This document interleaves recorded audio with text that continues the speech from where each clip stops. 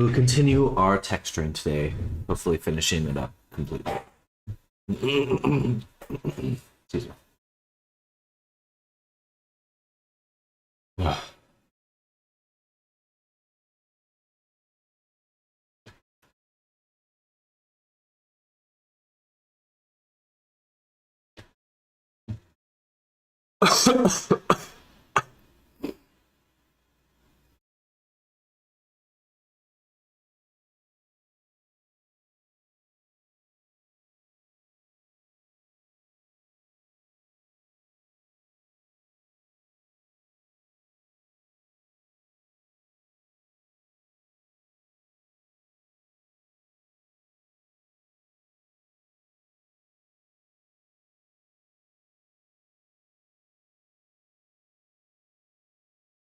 Hello, Crimson Orange 9606.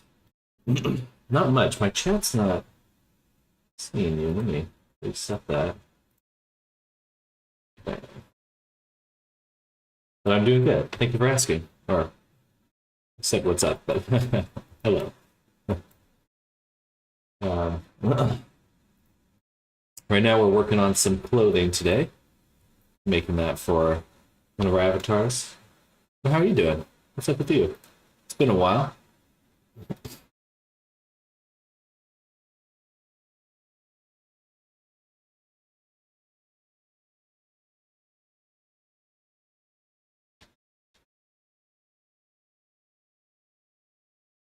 Wi-Fi at the moment is horrible. Hey, well, no worries here. My internet's not doing too much better, to be honest.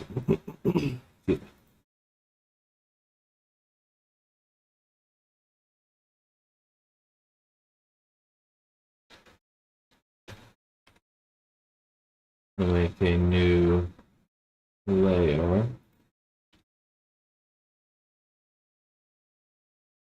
We'll call this shorts AO. And, sorry, shoes AO.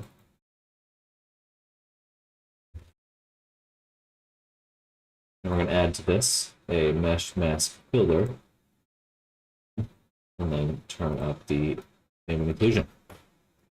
That should give us just a little bit more realism on our shoe here. A little bit of blur. So the blur really sucks. I wonder why that is. It's not very good. Why did I see booty shorts? Because we have made booty shorts for this character. It's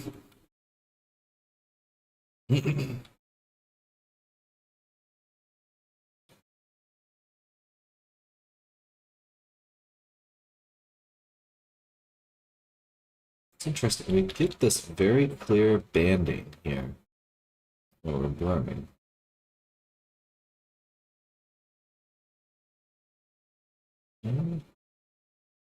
Change that.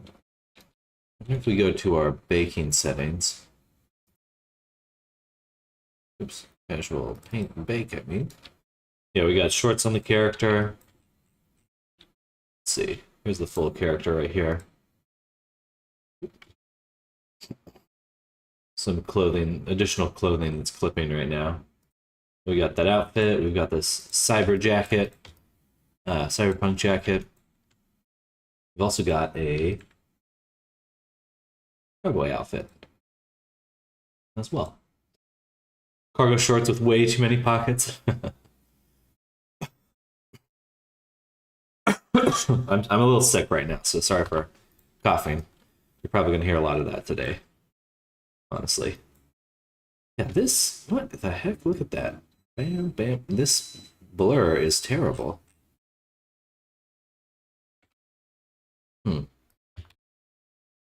How do I fix that?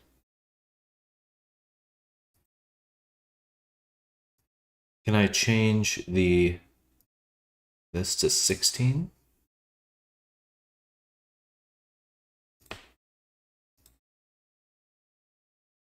Change them all to 16. Does that change what we bake? Excuse me.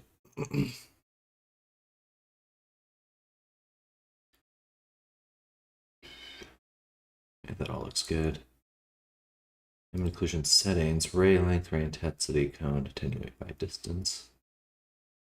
Yeah, that should be good. Let's try baking with higher channel settings. So I don't care about coffee. A hot pocket in the pocket. Give me some of your tots.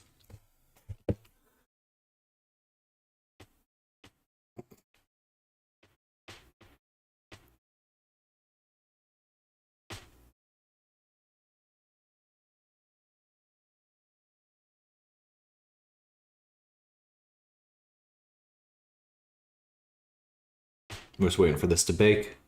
Hopefully it doesn't crash.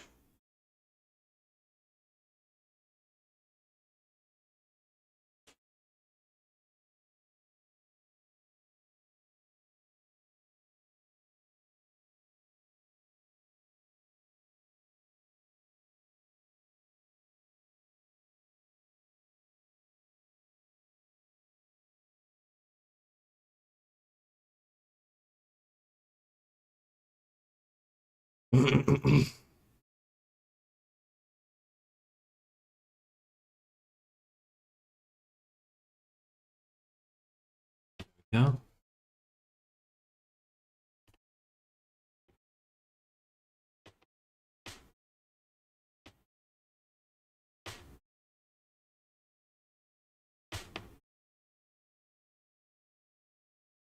No idea how to do any of this, so don't worry about saying fancy schmancy stuff.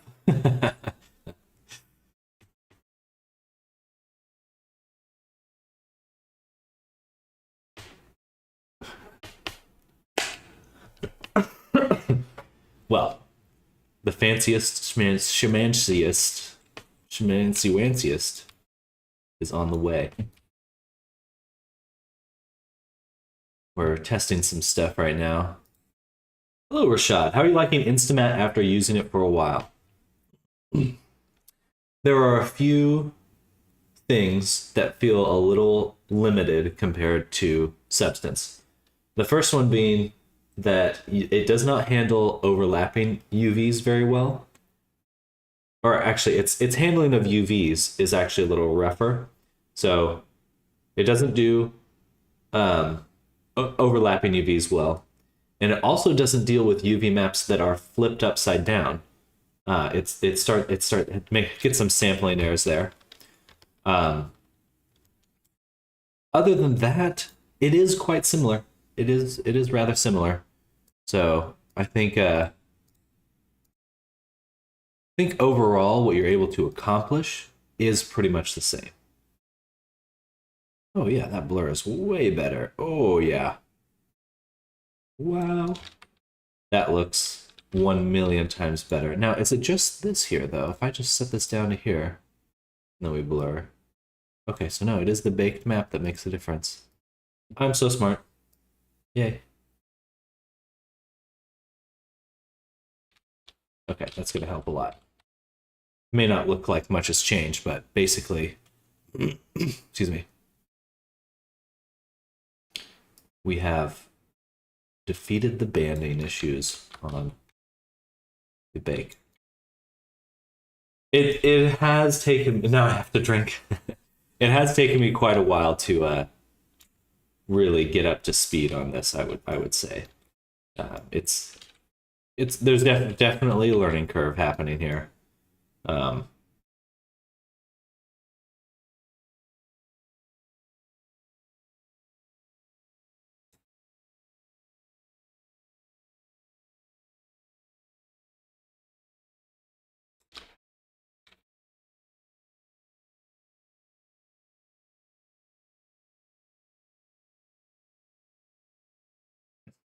Water, what are you talking about? Oh, did you do the drink redeem? I've been using Restream for a while, and it doesn't show my Red Bull count. It's sugar-free, so you know it's healthy. Hello, Snardom. 16.7 million colors. 281 million trillion colors. Not much of a difference. So for... What's interesting, though, is like... I can't really go back to show it, but if you go back in the VOD, you'll see that it was banding quite a bit because of the 8-bit version, whereas this looks a lot better. Can I get rid of the ambient occlusion here? And then we'll add it in here.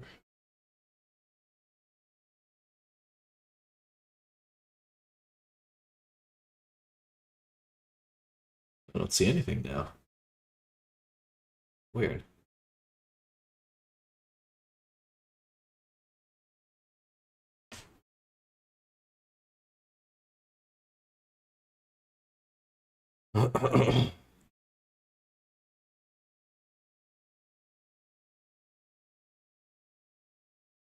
Boom, boom, boom.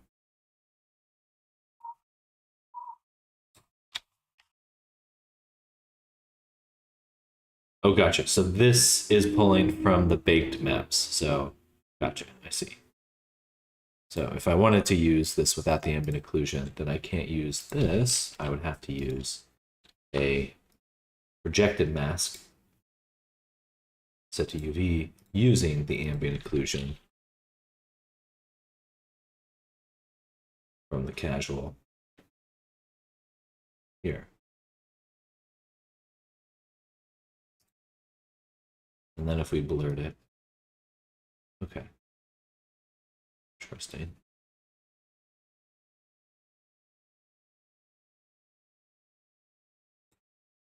That does look really good though. I feel like that looks really nice. Gives it that softness. Boom, boom, boom. Quite soft.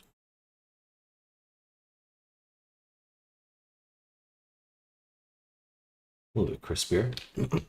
All right, I think that looks pretty good actually.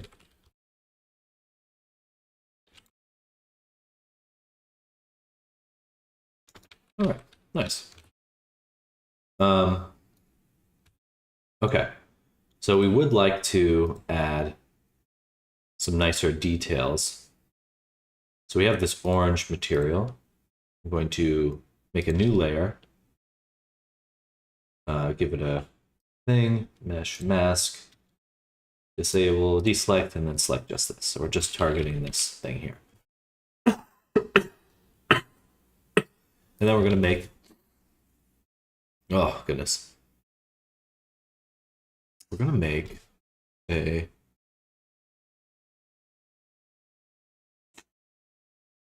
we're just going to do a mask or a node. So I'm going to make an element graph. And the output is just going to be a mask. And we're going to use stripes.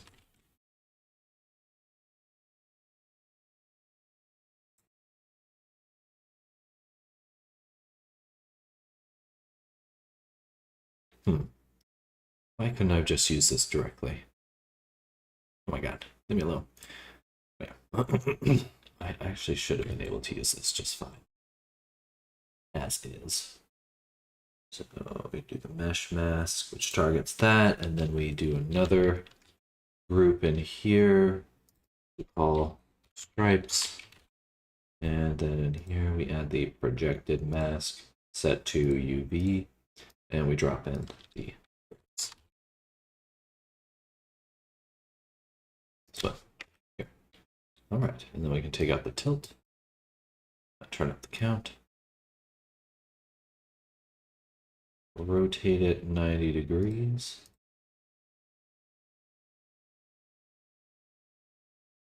All right, not there.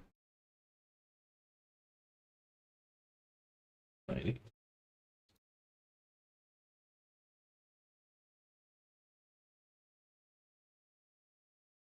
Then turn up the scale.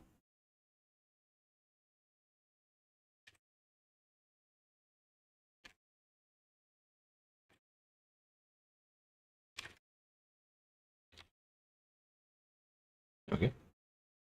Looking good. The model, not you. You're looking like you need the weekend now. I do. I really do. I'm I'm dying. I'm a suffering. I'm a suffering. There's this great skit. Uh, you do not have to watch this. Maybe I'll just put it on. Just because. Might as well.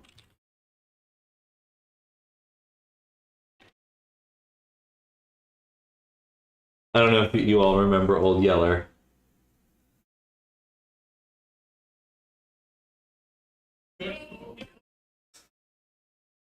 I was going to share it in the club.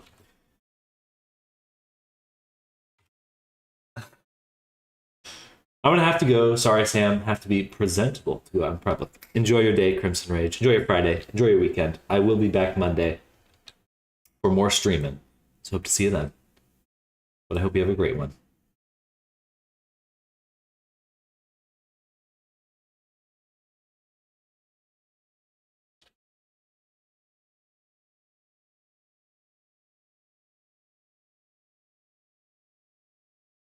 Same to you. Same to you.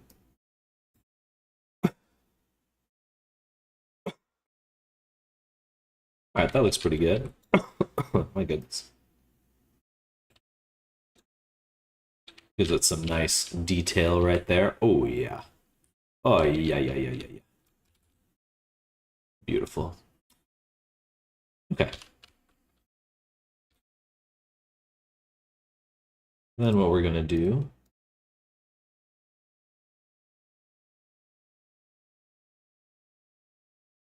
is for the rest of the orange layer, I would actually like to give it a noise texture to make it look like a felt kind of fabric. So we'll do that. Hello, ASAP. Welcome. We'll call this Orange Fuzz. And I think what we'll do is use a mesh mask builder because it's got some noise we can use. Basically, we can. Excuse me. I'm going to copy this as well and paste it into this group so that whatever we do doesn't affect our tag. We'll call this tag.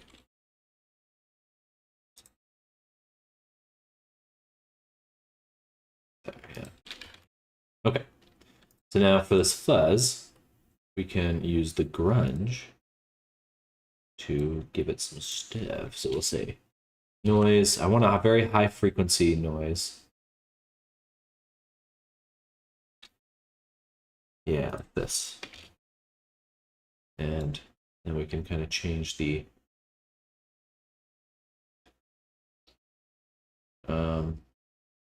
brightness. Brightness we don't need to change. We'll turn up the contrast a little. Is it getting masked out by the AO or something? Seems like there's something else affecting it.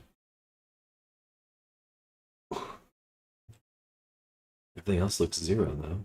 Maybe. No. Interesting. Grain noise. Okay, I see. The scaling is wrong. Excuse me. So when I turn this down.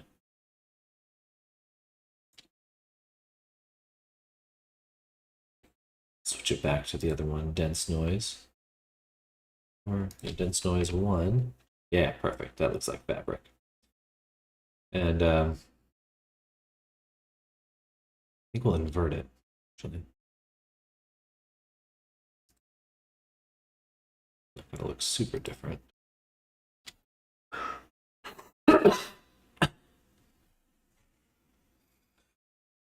Why did you decide to live stream like this? Why not live stream games or something like that to invite more viewers? Because live like this is of little interest. So for me, I'm not streaming to be a streamer. I'm streaming because I want to get good at making 3D art. Streaming just helps me stay concentrated. It's more of a way to stay focused than anything else. But I really enjoy doing something I feel like I'm improving at and kind of growing in capability with. So I've just found that I really am addicted to making I can't help it. I love making art, and so for me, it's just just really something that I can't help but love. That being said, I do think that if I wanted to, I could do streaming take streaming a little bit more seriously, um, as an actual like thing. Um, what's a better way to put that? Thing.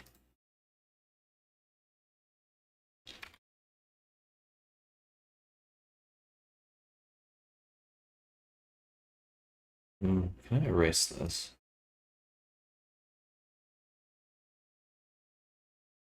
Or if I do right here, what happens? Yeah, I just really love this kind of work, honestly. Um,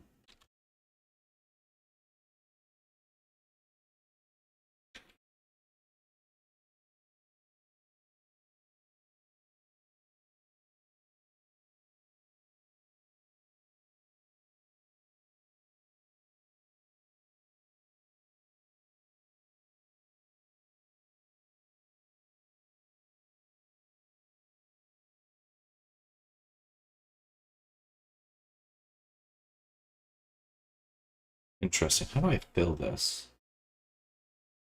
I do a fill.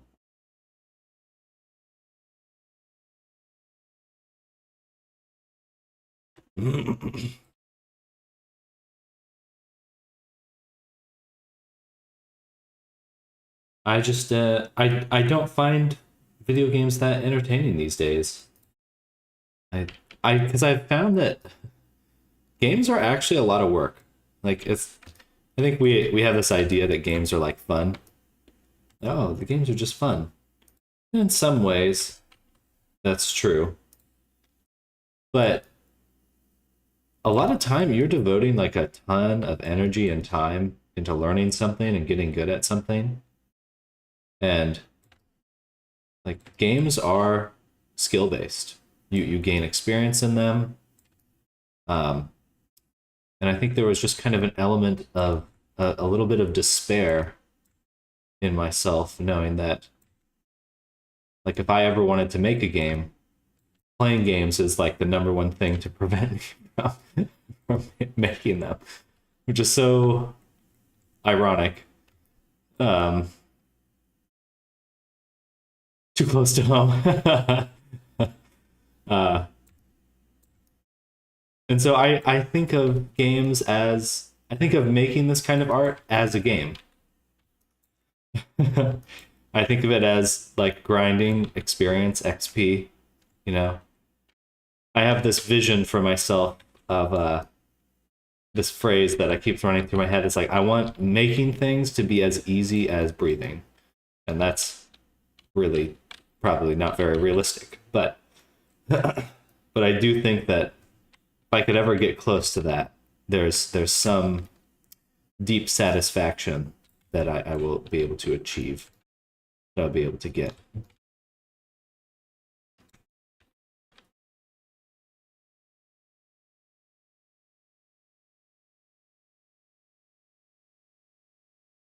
And it's projecting onto the other side. Why?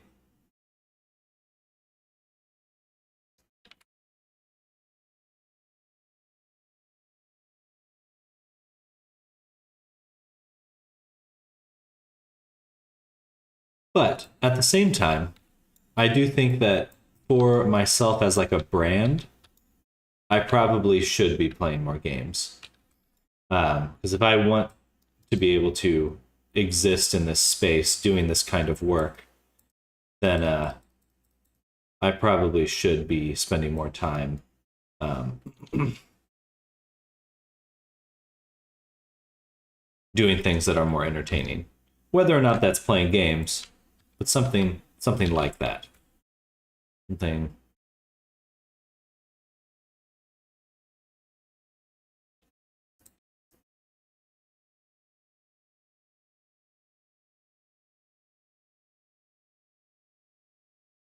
I mean, probably playing games, and I would love to get back into playing games. Honestly, if I could make money while doing it, I mean, that's pretty enticing. No way around. That would be awesome. Um, so we'll see. Never say never.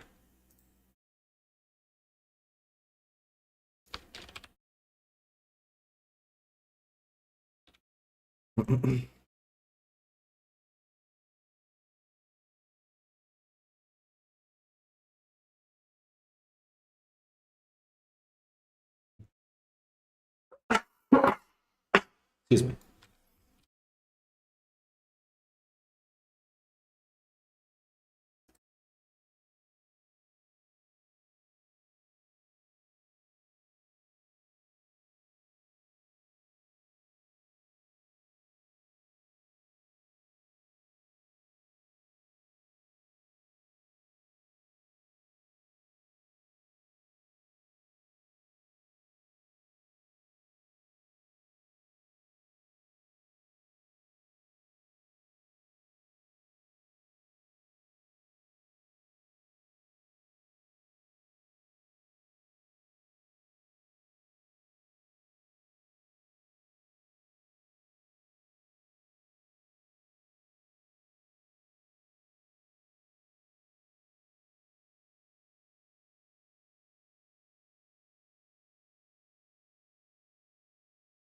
There we go. Beautiful. Oh, we're missing one.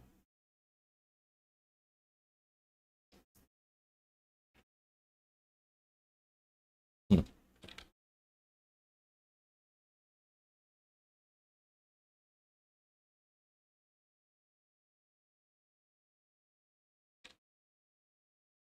Blender, Unity, Godot, Unreal is the game. Exactly. And I do think that I am very drawn to games. I think it's kind of a natural evolution of loving games is to do this kind of work. Right? It's like it is it is like the it's a continuation. It is a continuation of that same love of like, well, what can I do? Like you're just no longer constrained by the game itself. Yeah. It's the same love, same passion. And I think especially as we enter an era where games won't just be the product, but the actual medium that we exist in. Well, oh, that's cool. How did I do that? Oh, okay, solo. That's useful. There's going to be a lot to explore there. A lot. Like, I really firmly believe that once, like, we are entering, at some point, we'll enter something like Ready Player One, full VR kind of experience. But to be able to make games with other people will be the game. I could go on, but I think that's going to be huge. More than huge. A bit more than huge. It is going to be the thing. There's a very interesting talk by someone named Jonathan Blow, who's a game designer, of like how language developed into something that's so much more useful than just the ability to like just hold information. Like our ability to gain insights about things through language alone, because we have developed it for so long, the language itself is probably what makes us or accounts for a large portion of our intelligence. Just language alone, the ability to speak, is what grants us the ability to play with ideas and things like that. And and that there's these different mediums that kind of encourage thinking, encourage thought, the development of new thoughts, new ways of thinking, and that as a species, games is kind of relatively new in our, or not new in the sense of we've had games for a long time, but this type of ubiquitous nature of games, um, games are everywhere. Games are pretty much in everything now. Um, that we can develop even more insights, more ways to express certain ideas, and we already see that to a major degree with like our ability to kind of describe certain situations as a game. Like we can get insights like if I was, you can take your knowledge from one game and translate it to another game. Like there's this cross transfer of knowledge and experience, and not only that, but that experience does transfer even to into other things. Like surgeons practice for surgeries with basically video games, and I think that is just incredibly interesting to me. I think that there's a lot of uh,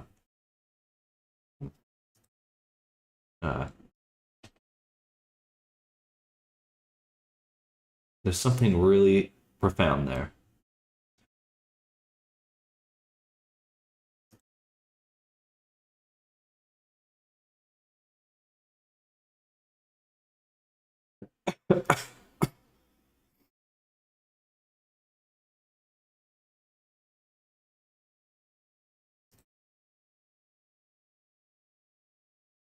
Do another noise instead.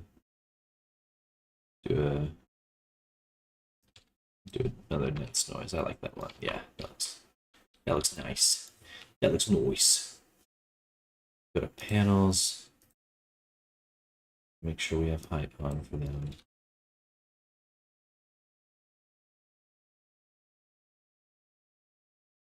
Okay, a little dense. A little dense.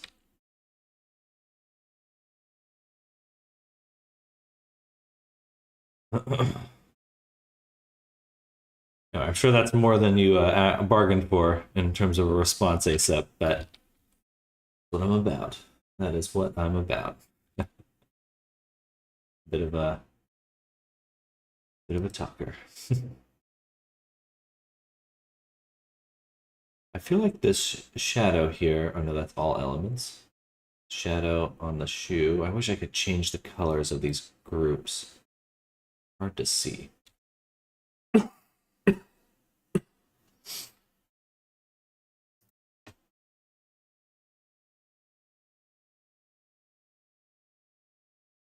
I feel like there should be a sharper shadow here. Ah, that's right. I would have to paint that in. That didn't exist on the bake. That's right. All right, I think that looks pretty good. A little bit of detail. Maybe we'll get some pattern on the laces, and then we'll call it there. Maybe it's just a little bit of curvature, some sort of highlight. We have the shadow. Yeah, let's do a highlight actually. Not shoe highlight. I'll give it a mask builder. Curvature.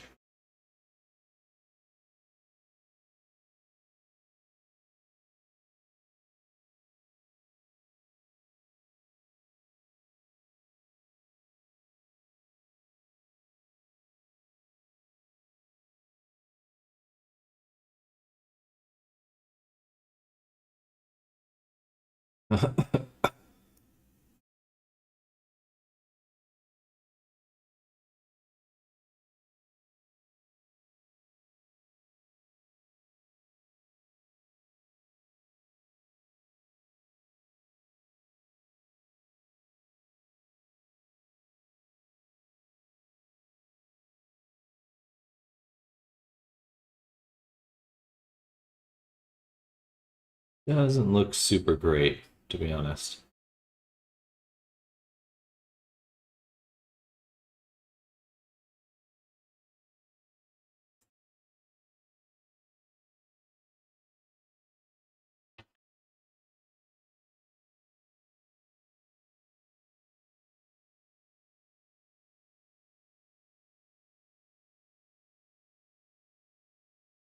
Just a little bit of it looks okay.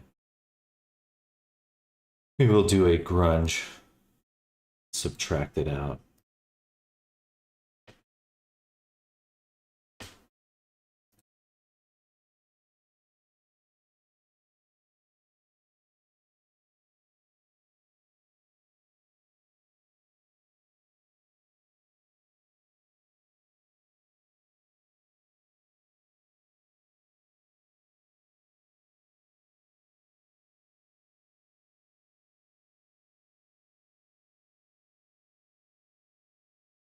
All right, leave it there.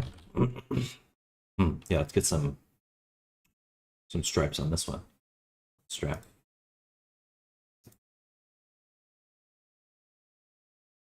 The plastic.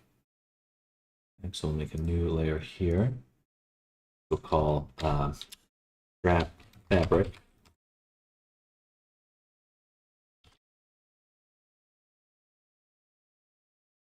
And then in this one, add a stripes as well.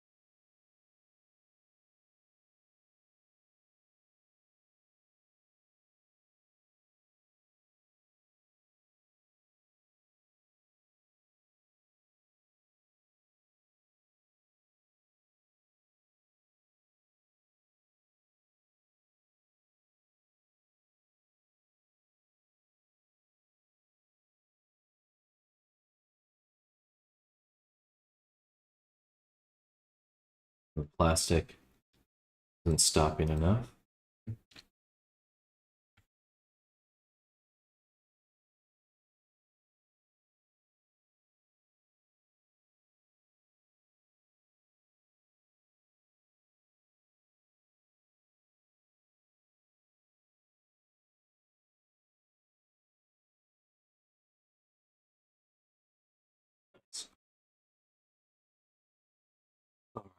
It's pretty good.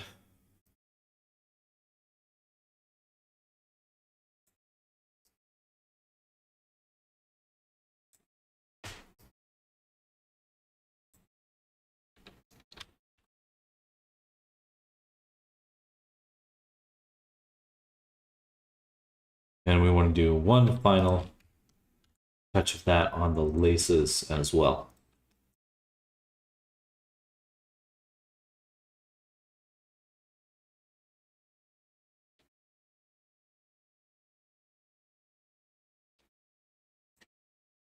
One like that.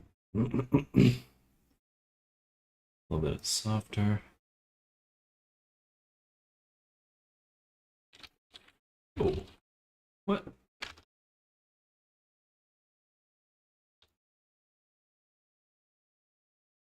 Strange. What the heck? What the hell?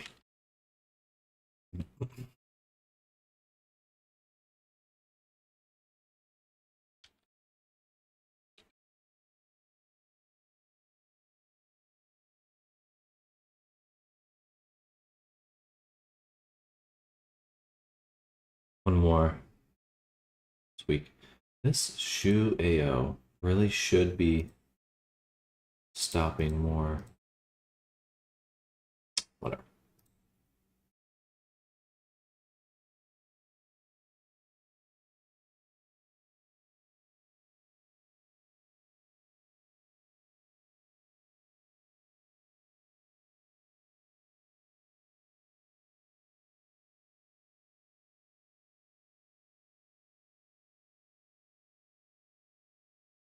So in base, one more. Call this base curve. And we're going to make it black, turn down the roughness, and then set this into the curvature. What I'd like to do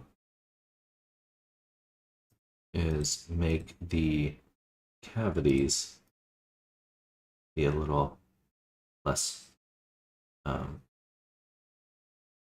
visible.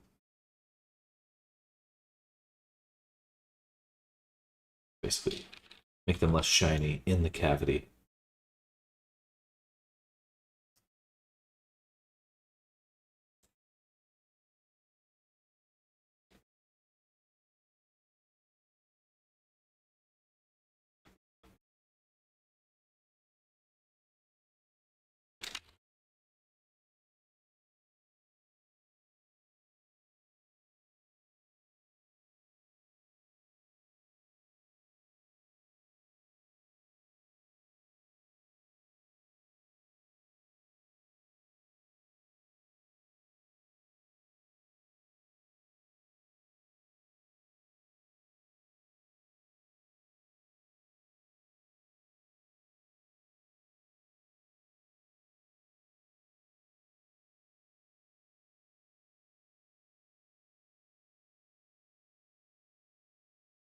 Yeah. Makes it pop a little bit more. Taking out some of those details in there. And then I think that's pretty good for now.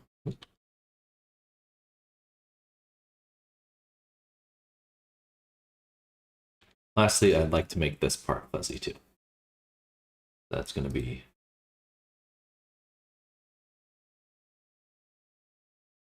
one of these, right?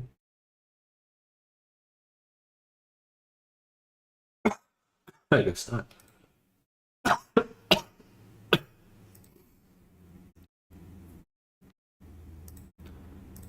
Call this soul. Yes. And add in a mesh ID to mask. Sample that.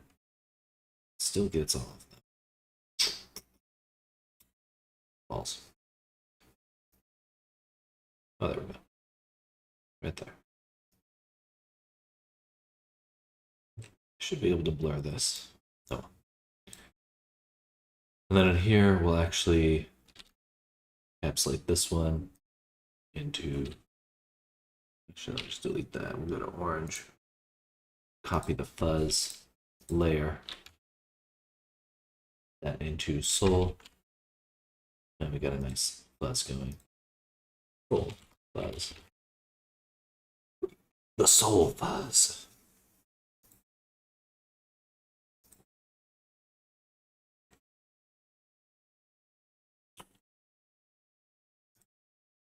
Grunge. We're gonna adjust the scale on. Get really small.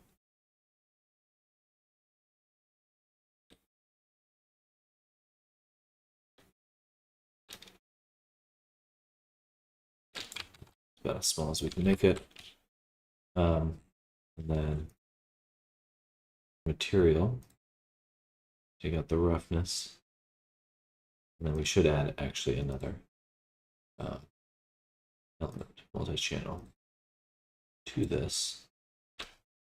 Well, take out everything but the roughness.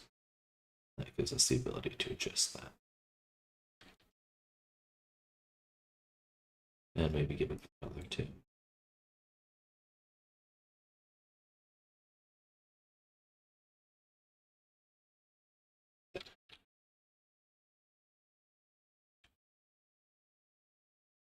All right. I think we're done. We're done. Just about. Go ahead and save this. We'll go to File, Export Images. We're going to send this not to CyberJacket, but to the Casual folder. And everything should be good. Fingers crossed. Very laggy now.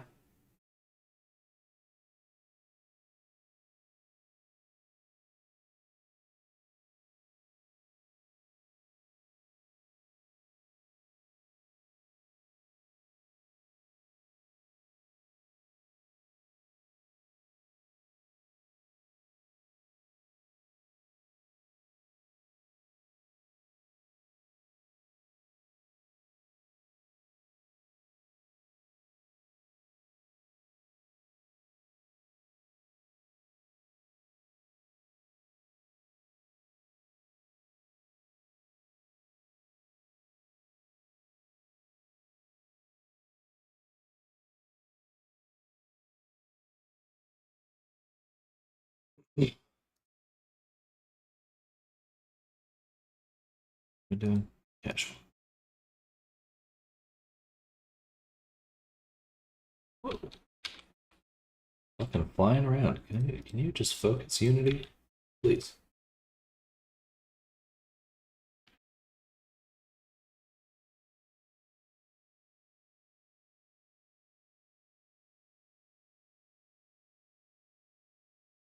Make the strap a little bit bigger. Pull the panels out a little bit.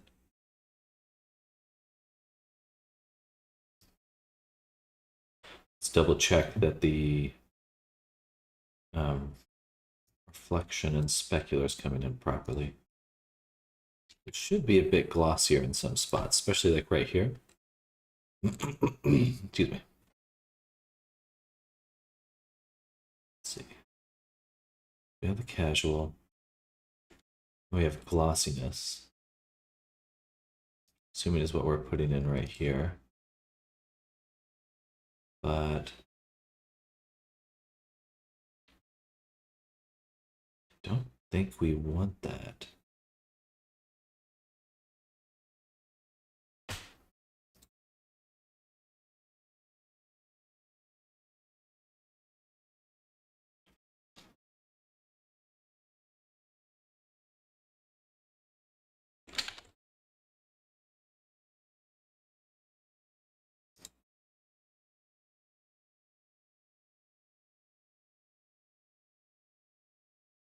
It is called smoothness. But we do have this specular option rather than a roughness.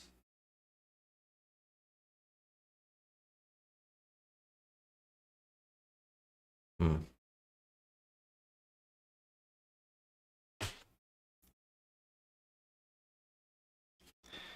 I don't really know. I'd say we just go ahead and get rid of this for right now. And we're going to add in a grayscale. Or actually, let's just do both. We'll do the roughness, and we'll add another one for roughness to glossiness. And we'll export both.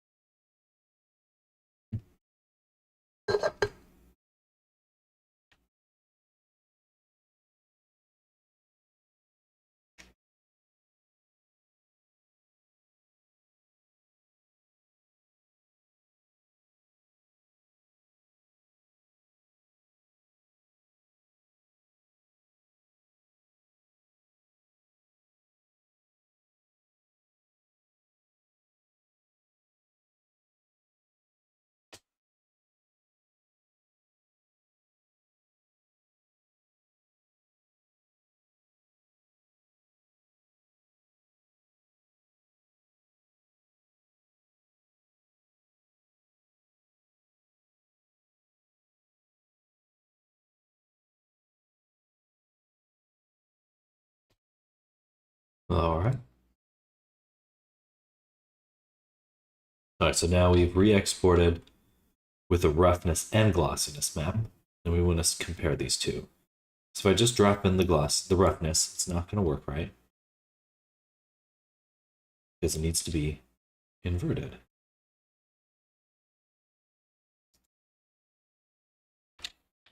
And that looks pretty good, except it's a little bit too glossy. A little bit too glossy. So I think we just tone it down just a little. And we're pretty much right on the money. Ignore the shirt.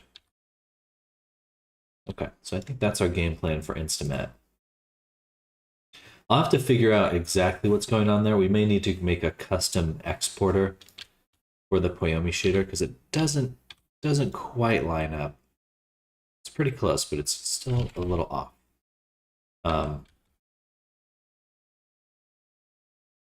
For the laces, are they glossy?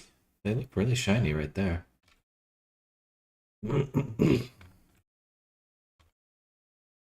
should not be that glossy.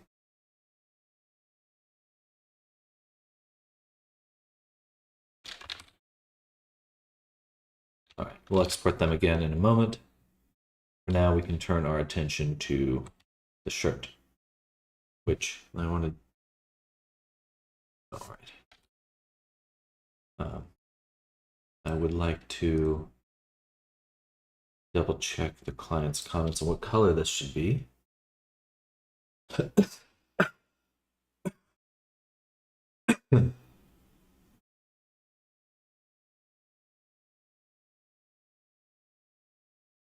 Oh, I'm tired.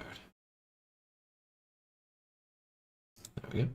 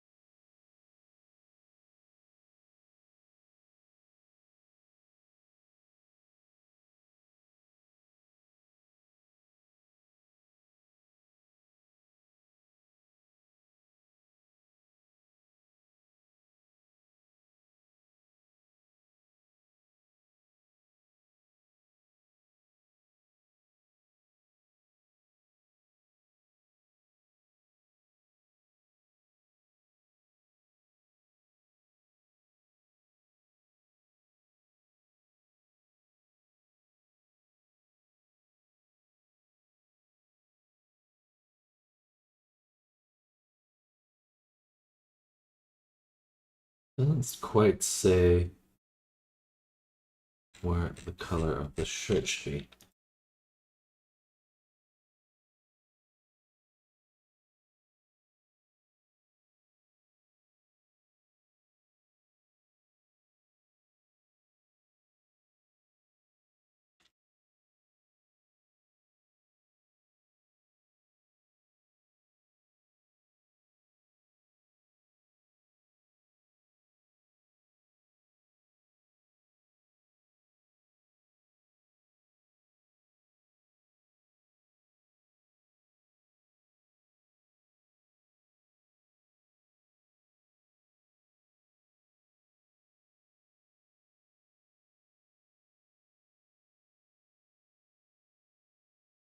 Now for the shoe, we do need to make it just a little bit bigger. Excuse me.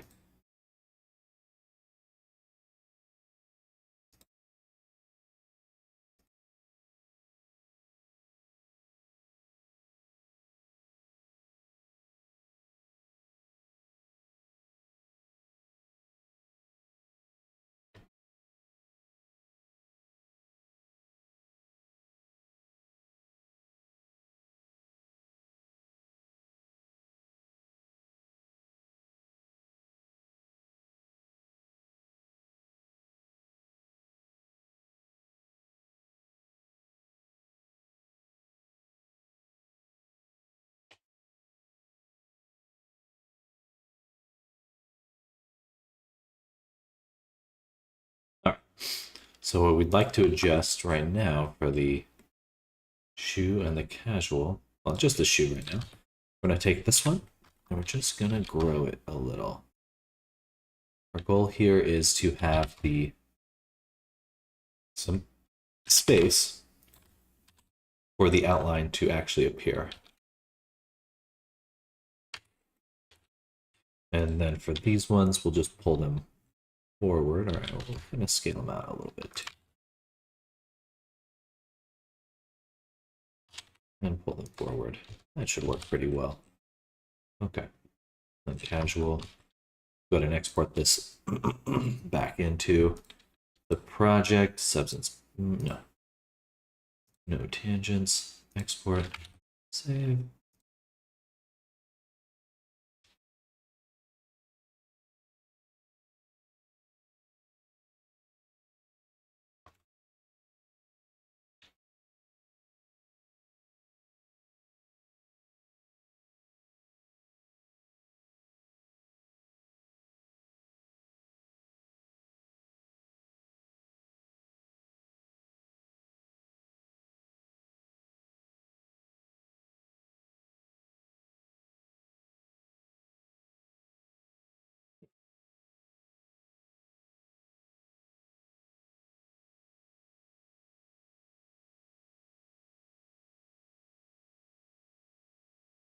That should have updated this. Why am I not seeing that?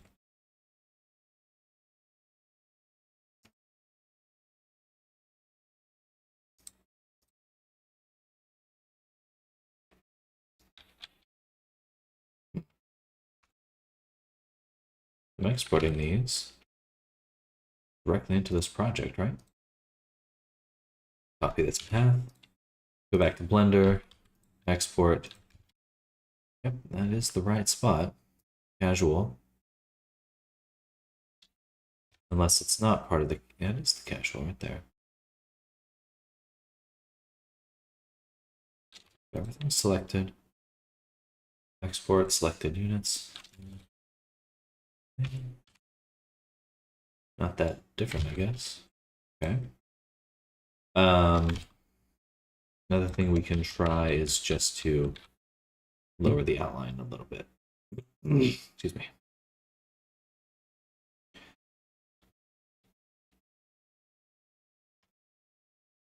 So an outline option of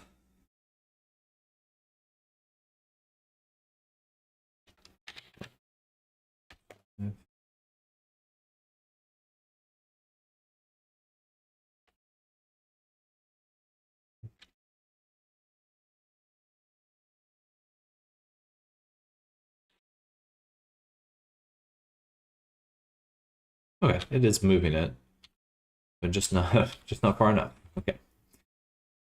It's a decent amount of space though. It must be because there I don't know. Oh, I see. There is no outline here on these segments. Not from certain views, because there's no back faces to them anymore. Which is why we don't see them here either. Okay, that's fine. Then we will undo our little tweaks here. It's not going to change that. Love how it's looking here. Well, thank you, Spixie. And hello, Mr. Mecto. Does it jiggle? Not yet. Not yet. No jiggle to be had as of right now.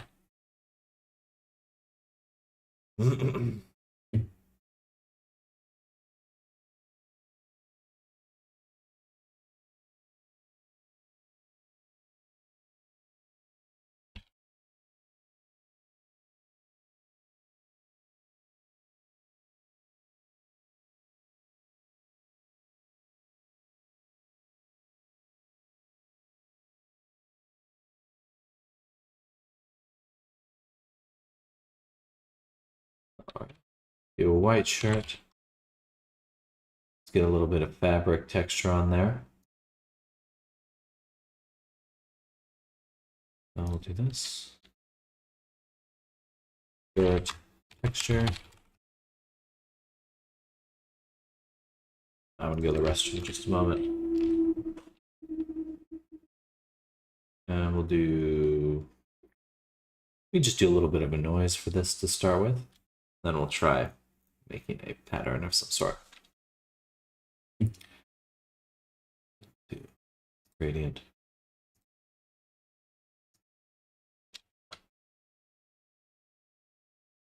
Noise.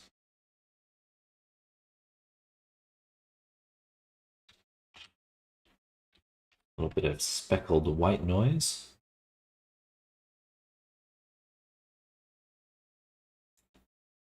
And like that. And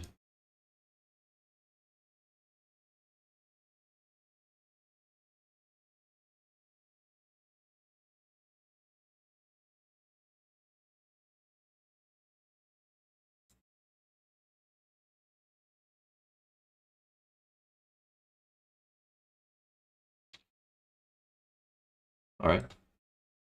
Should just give it just a tiny amount of relief.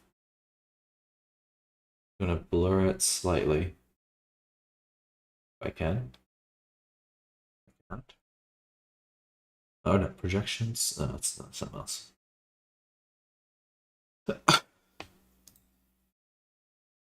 Um, that should be fine.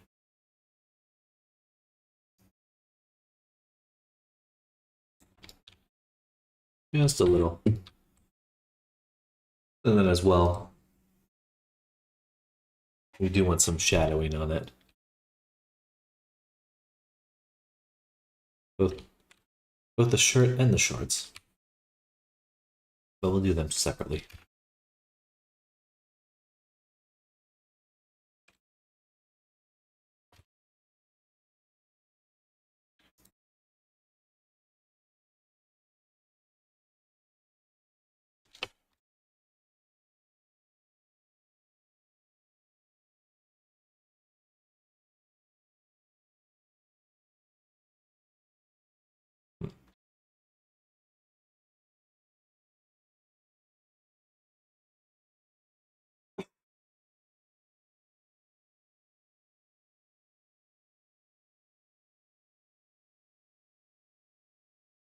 So interesting to me that the blur behaves better. Higher bump map. Yeah, it looks a little sweaty. We don't want it to be so sweaty.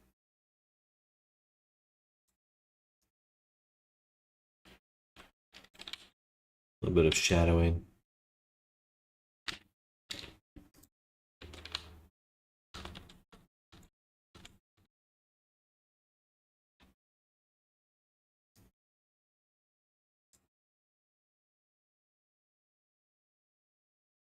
There.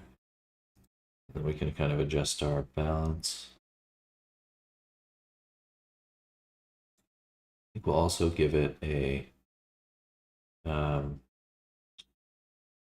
mesh mask builder. We'll set to near dodge. Yeah. And then what we'll do here is add in a direction.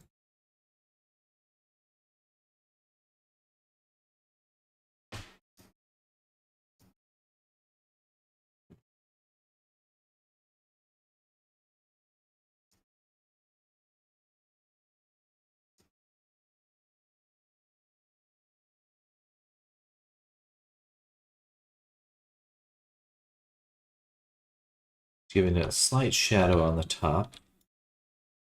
Very slight.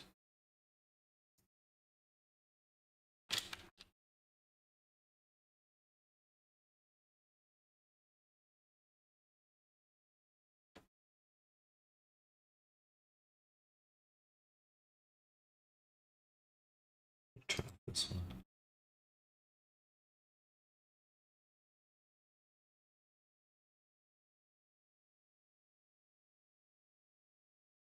Okay, that gives it just a little bit of form.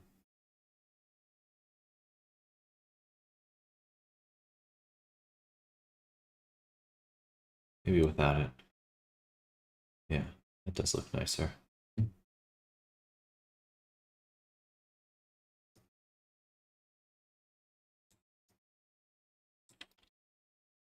Yeah. It does look really nice, actually. Interesting.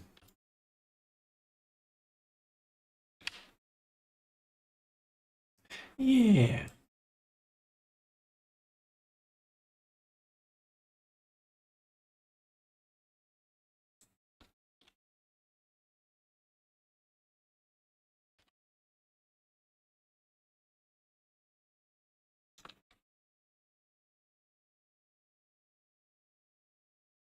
Not that much different. But I feel like it does add a bunch.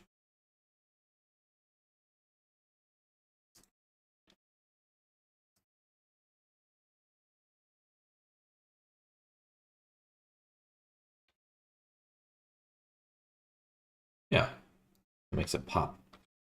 Pop a lot. All right, we're gonna copy that, go to the shorts, and paste it here.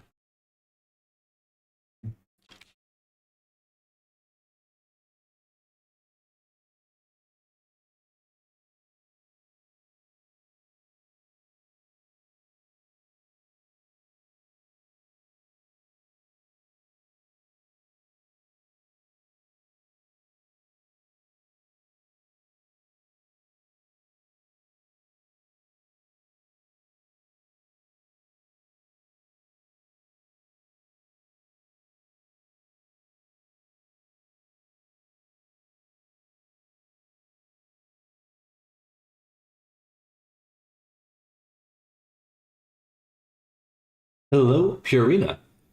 Does this program work better than Blender for you? In terms of painting objects in Blender, yes. I do think that painting in Blender is quite limited, especially if you're trying to do like physically based rendering painting. There are a few good add-ons that have come out recently, though. There's the Haas, I believe it's Hass, Haas. Um, and the Yuku painter. I'll type those in. Haas painter. Yuku painter. So both of those are free Blender add-ons for painting in Blender. But still, there are some things that I prefer about using an actual 3D painting program. I'd say that most of painting in Blender is really suited for more like a toon style or hand painted look. If you're looking to make like a physically based, like a let's say AAA quality asset or art style, then you'll want some sort of painting program. And I'm using Instamat here, which is free. It is a free program. So definitely recommend checking it out. Downloading it's a little strange because it's hard to kind of find the download, but so far I like it. It's very comparable to Substance Painter. A little different, but comparable. I do not like that. Why is there a seam right here? On all of them. Okay.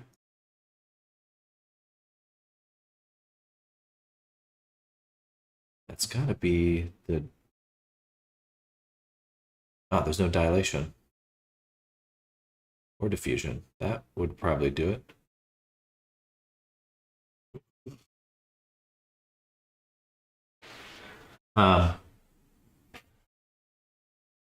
Instamat does have the potential to be better than Substance Painter. I'm mostly using it because I dislike Adobe.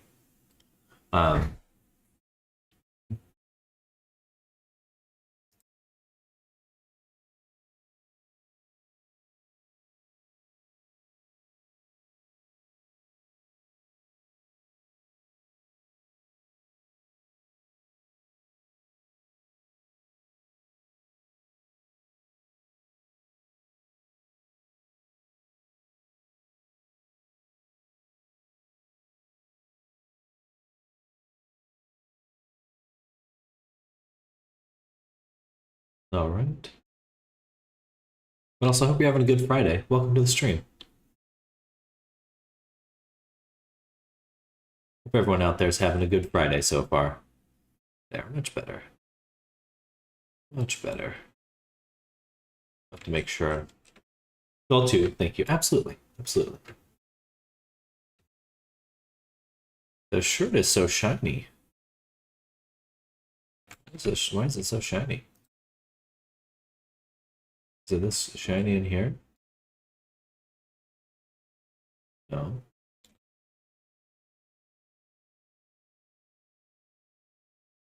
I mean, it's not shiny.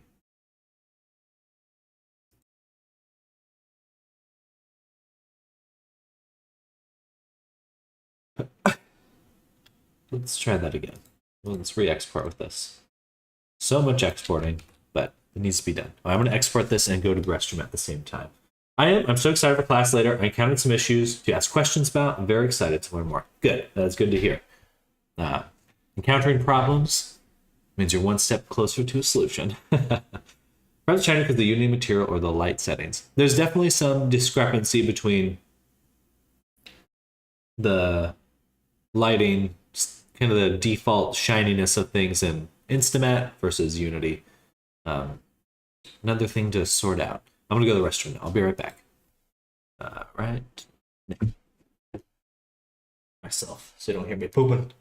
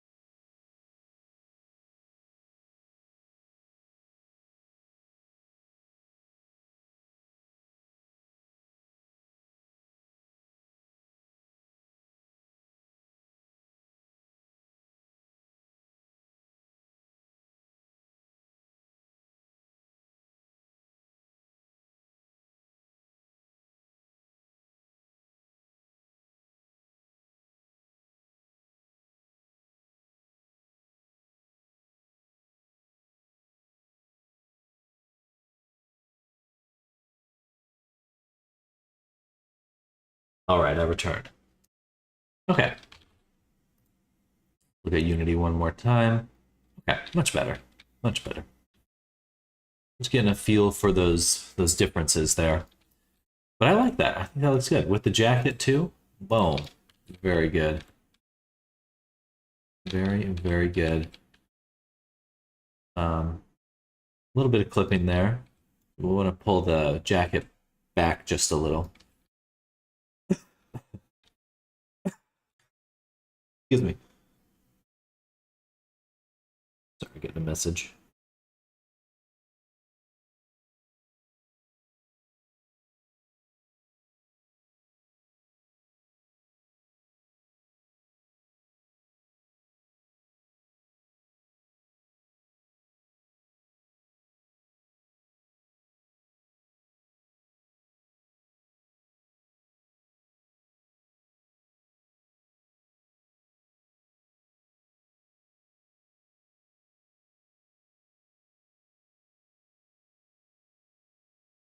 It really came along. Well, thank you, Spixie. I think so. And we do have the cowboy outfit too. So we got the cyberpunk and the cowboy, which we need to go back and re-bake because I've learned things. I've learned so much. Not that much. A very minimal amount of things.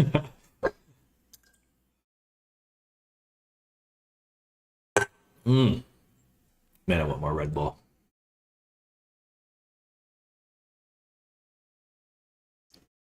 So basically, when we're baking, we want to make sure we're baking with 16.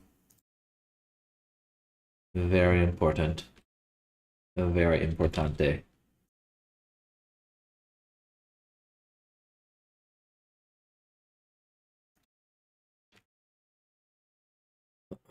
Now that I've gotten everything dialed in, the baking in Instamat is very fast. It is quite fast. It just has to be perfect, though.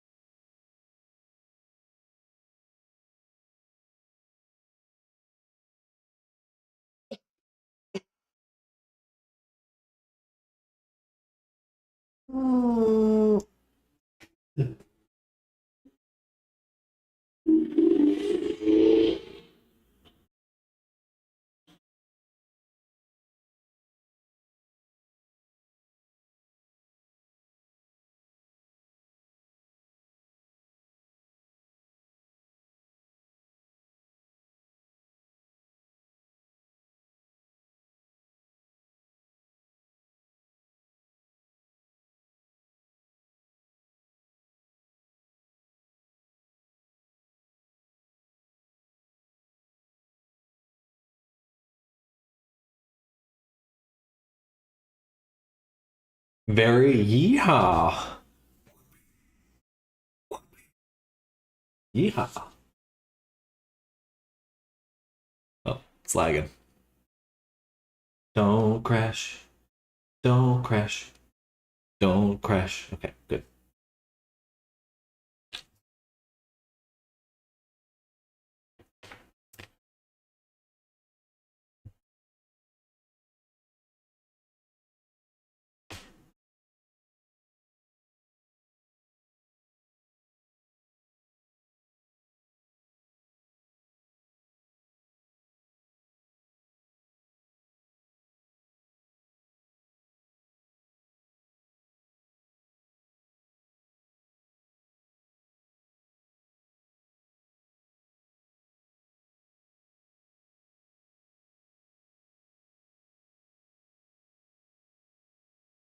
Has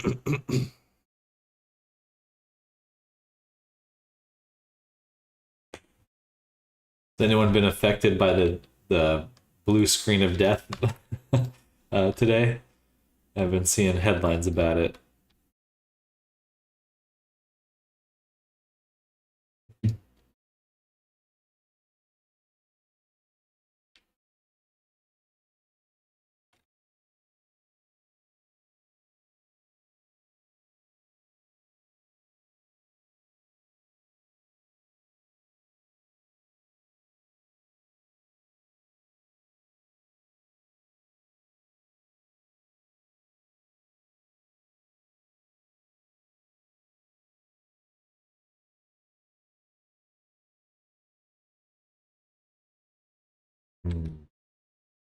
But the curvature maps are still 8-bit.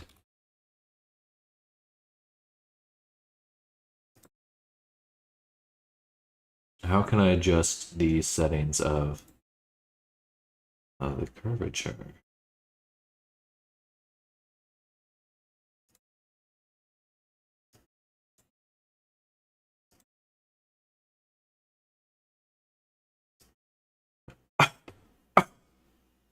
Excuse me. Hmm. Let's go to their project settings. Edit preferences.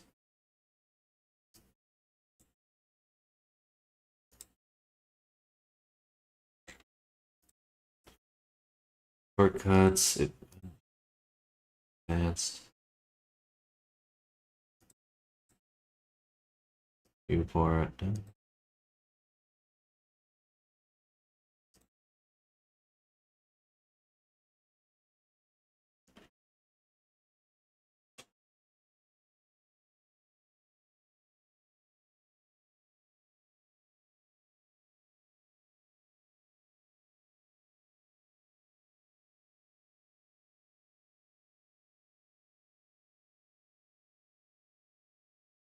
When we bake the cowboy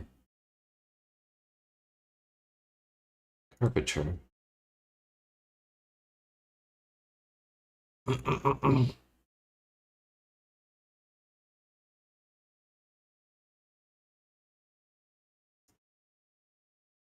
I'd like to get more information about quality here.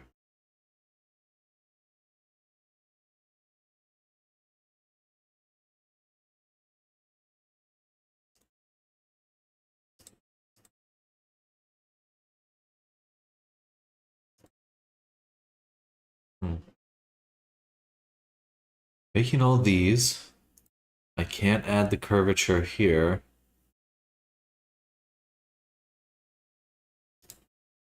Can I just replace it? Curvature.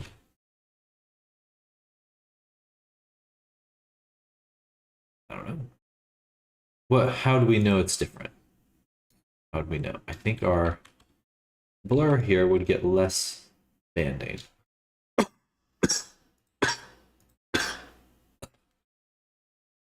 Try that.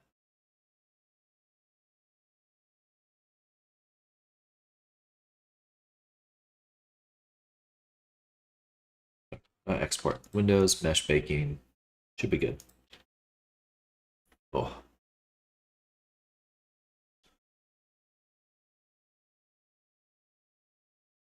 All right, waiting for that to load. It's gonna start lagging again for a little bit. My apologies.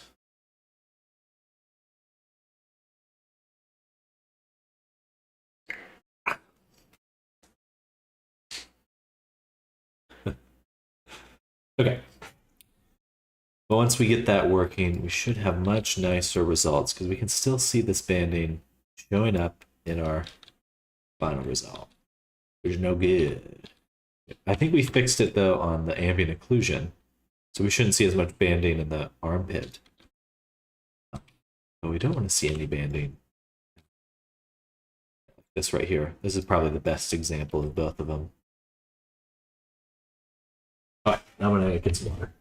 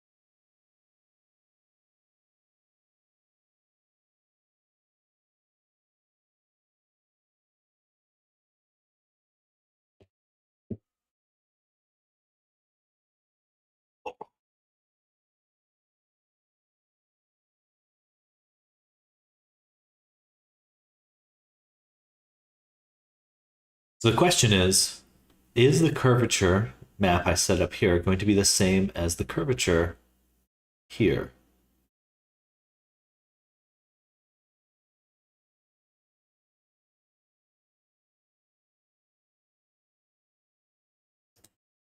But it looks like I didn't even add ambient occlusion. Gosh darn it. Gosh darn it. Now, curvature is a channel, but is it this channel? I don't know how to tell.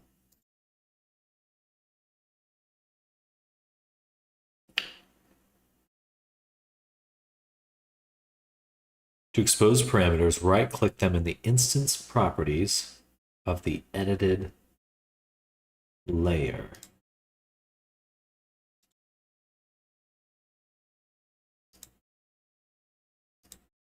To expose, right-click them in the instance properties.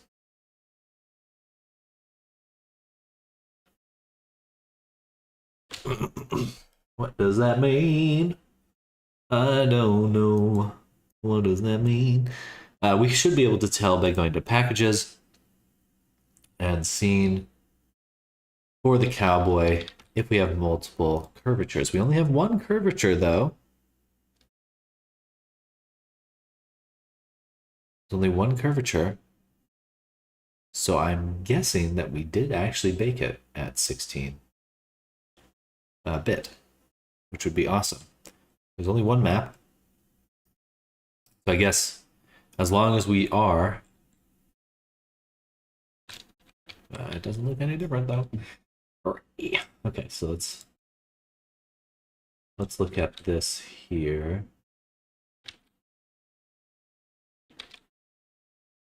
We can really see the banding on this in this view.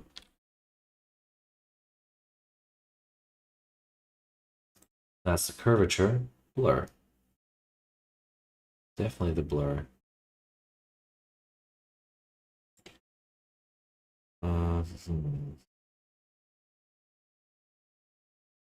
Just looks like shit. It looks like actual doo-doo. That's upsetting. It's quite upsetting.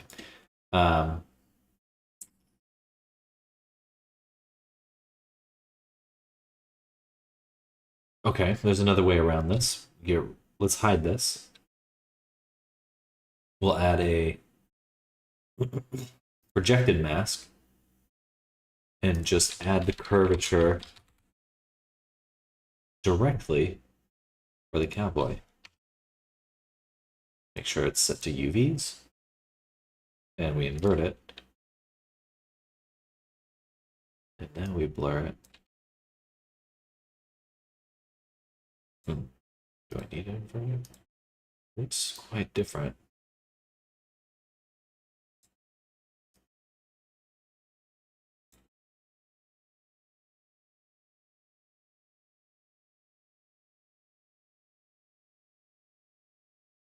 It might be the contrast actually that's really on it. Maybe not. Or the balance. The balance pushes it. That's got to be what it is. The balance pushes it to a range, to a very, very small slice of the whole range. Squishes everything. And then we're only dealing with very discrete options there.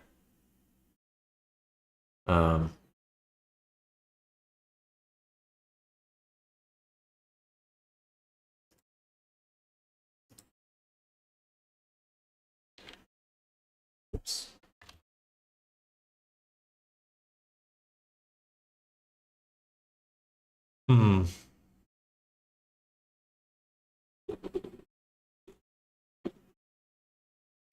But we may have some more options. We're not limited to just this. We're not limited to just this. What I'd like to do instead is we're going to create a element graph.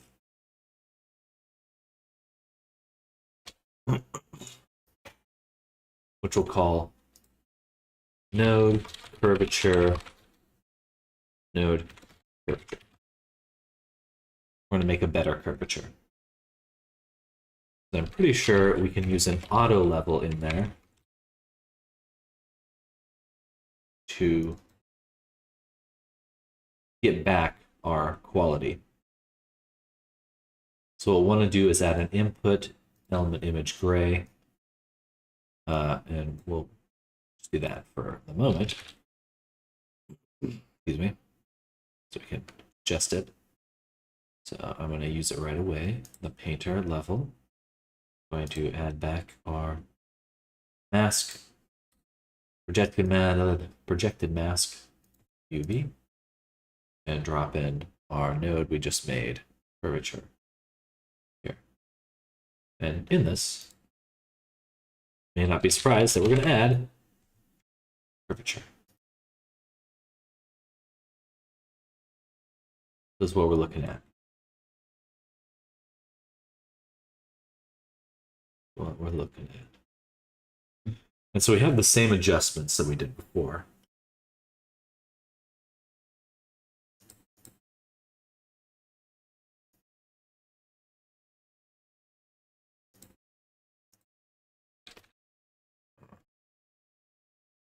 I think I'll need to take in this one so I can actually use this directly. Oh snap, I don't have access. Oh no, there it is. Mesh curvature. Is that right? Mesh curvature. Yeah.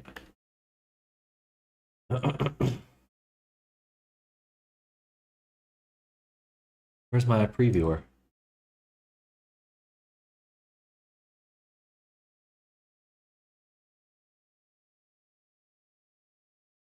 Looks pretty darn sharp. I had a blur here.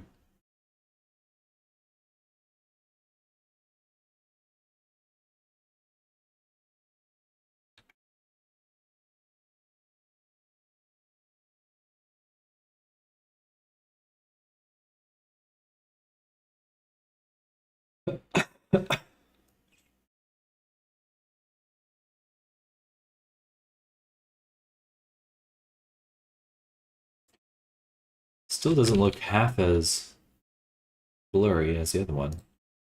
So we'll add another input of float, which we'll call blur. Drag this right here, and we'll use it on our intensity. So 0 is a good start. Save that. And then we'll go back to Painter. And looking at this, excuse me, if I blur here, it's something like that. And if I blur here,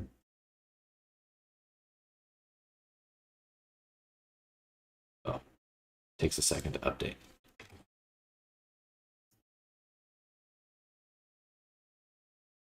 It looks pretty much the same.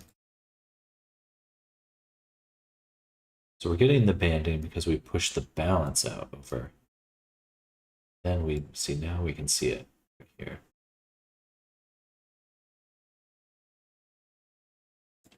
So it's this adjustment in the balance that really squishes it, that fucks it up.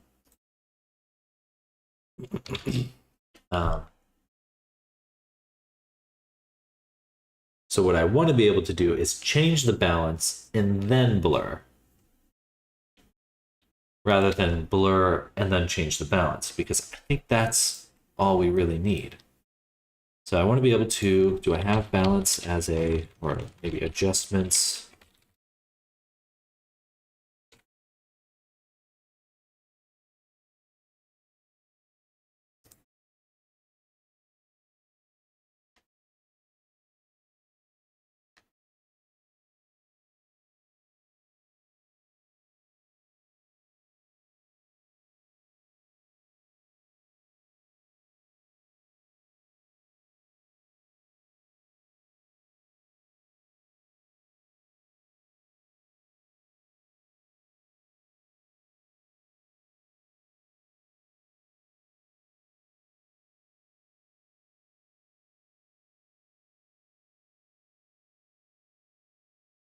How do I change the balance? I guess that's just the levels. Right? It's gotta be. So I'd want to level this and then blur it. In order to do that, we actually need a vector 3 levels, which I can drop here.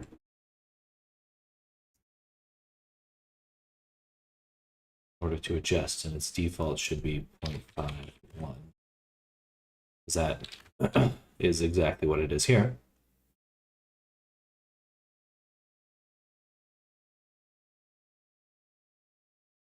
Okay.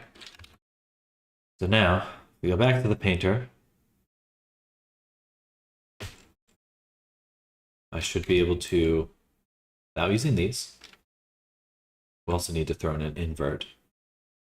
If I can levels this by pushing this up 0.9 or so, make this 0.95, something like that, and then we can blur. And then we can blur. Still getting some banding. It's a little hard to tell. Why don't we go the other direction? We'll do 0, 0.1, and 0.2. That didn't help. 0, 0.1, and 1. Maybe make this 0.9, 0.95. Enter. 8. All right, that's pretty similar to what we see. We start getting this banding here. And then if I blur, we're still getting the banding. Okay. Annoying. But I think there's a fix, which is we do an auto level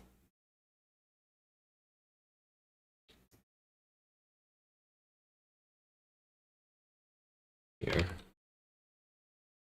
Automatically adjust the levels of the image to use the full range from black to white. Now, still get banding until we start blurring. Still getting banding. All right, well, that's just got to be a levels thing then, or a bitmap issue.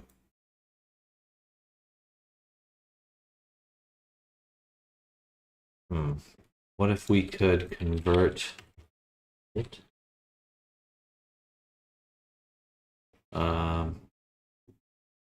Range. Convert.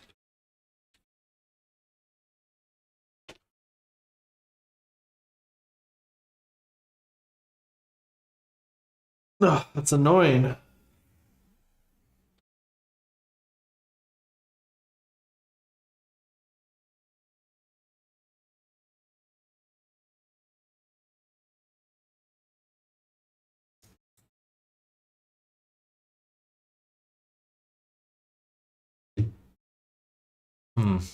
Okay.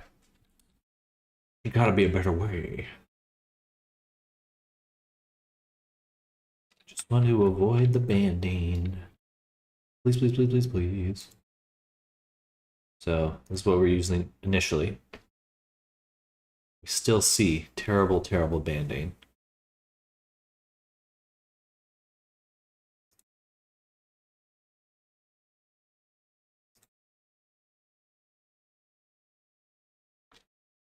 It's just this solid chunks here. No me gusta. Okay, so we are using the curvature. Perhaps we could use the height map instead. So we're going to go back here and get rid of this image and drop in the height.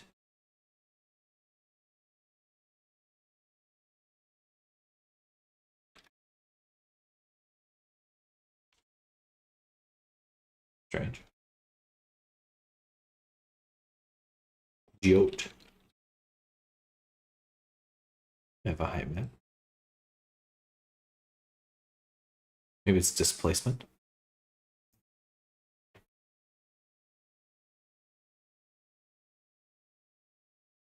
Maybe I don't. AO, curvature, displacement, mesh ID, normal, position, thickness. Interesting. Okay, so mesh baking.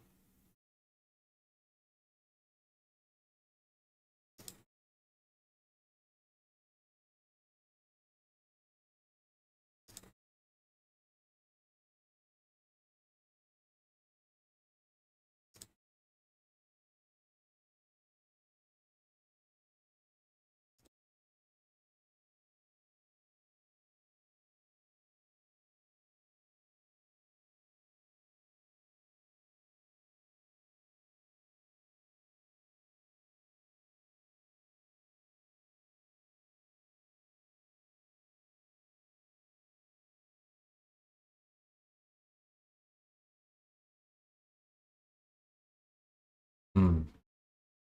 Oh, if I save them as a TIFF, then there wouldn't be. Then it would just be the full range, right? Then there's no compression at all.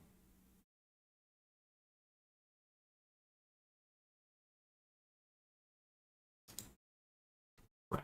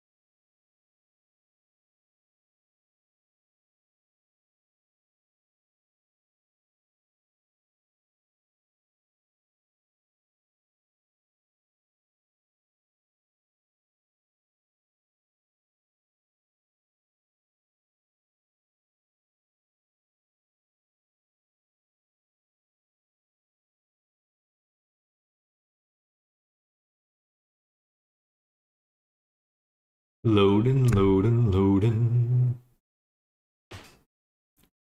So the hope here is that by saving it as a TIFF, there are no more compression issues at all.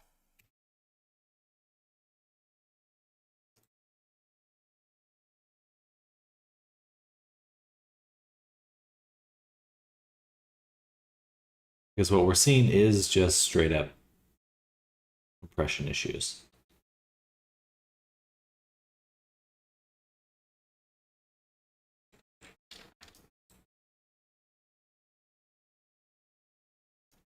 All right. Damn. God damn. God damn it. But it is still using the old maps, so that's because I manually assigned these.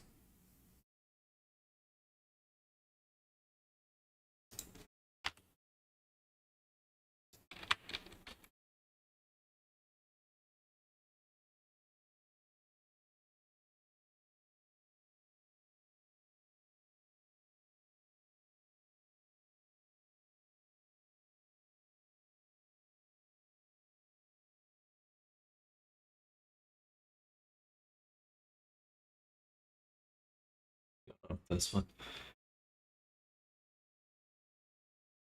So you reset this.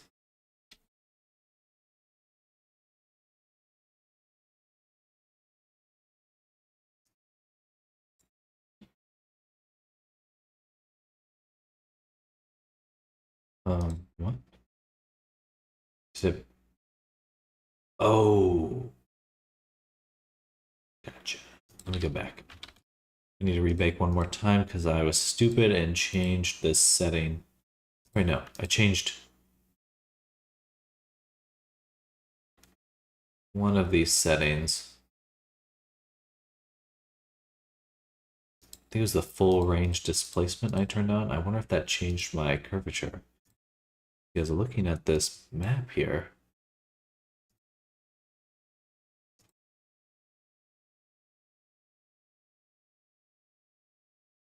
I can, wherever the fuck it just went.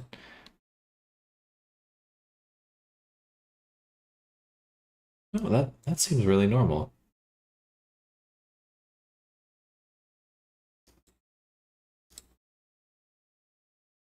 Can you get my 3D preview back, please?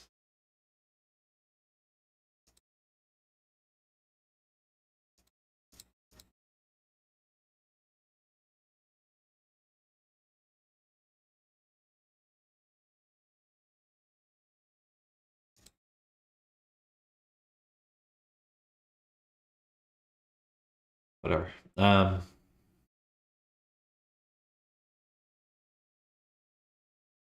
Looks normal there. You go to Painter, it's really fucked up right there, though. And I should be loading the same one, though, the TIFF. Yeah, and it looks fine here. But it's super wild right there.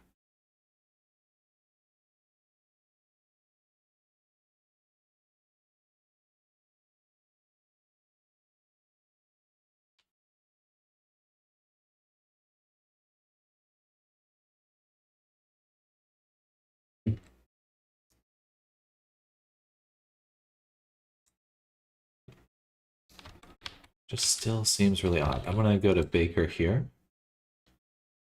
The Baker level layer. Maybe I need to not make my Baker separate. But then I have to deal with this inflated version of the mesh. Well, so I delete this and instead add a builder curvature.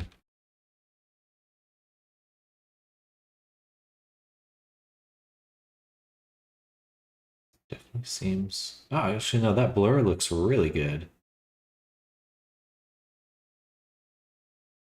Even when I'm changing my balance and the contrast, that looks way better. Okay. So we're getting this banding here.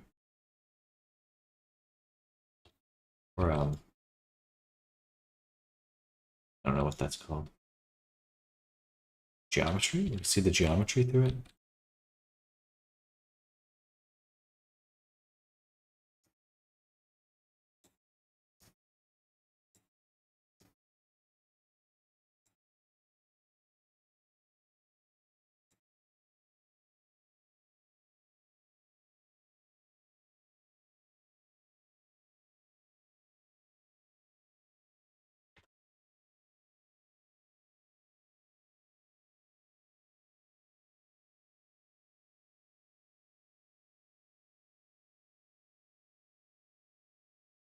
I see. Actually, brightness should be 0.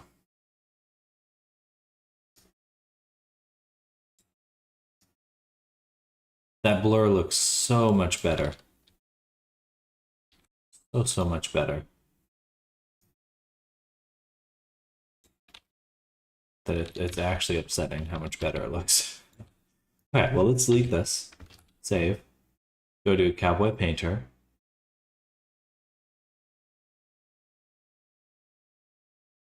Select every layer. Copy it. Go here and paste it.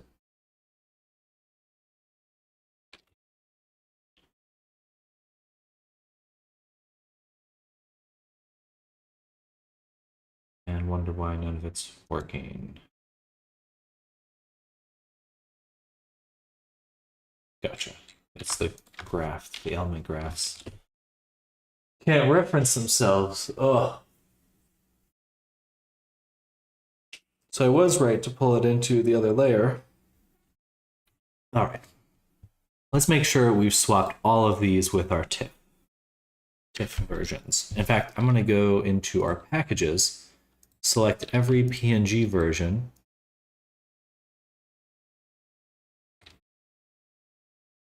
and delete it.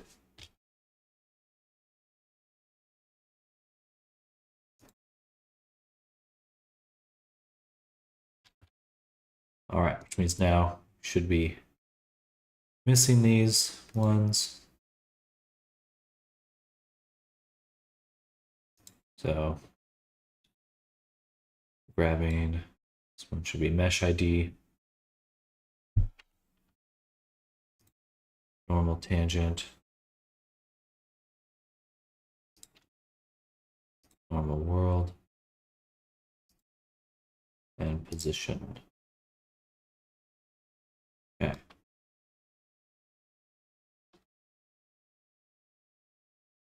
We're still getting this banding. I'm so upset. This just shouldn't be happening at this point. Unless one of these masks is referencing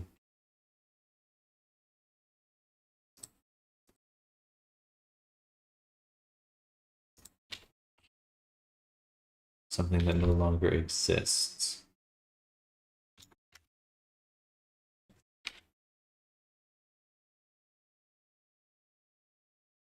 All right, looks good right now. Base color. Make a new layer. Graph, call it shadow. And we'll make it black. We'll add the mesh mask builder. Curvature will turn up. Blur. Still garbage. I just don't understand. Ugh. Why? Why?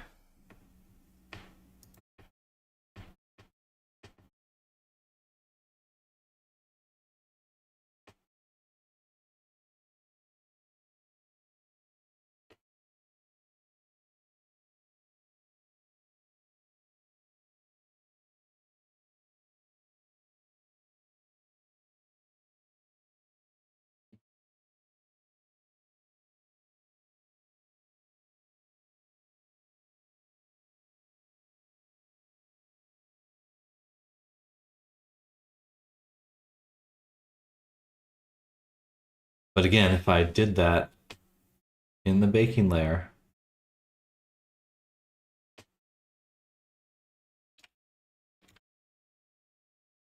I went in here.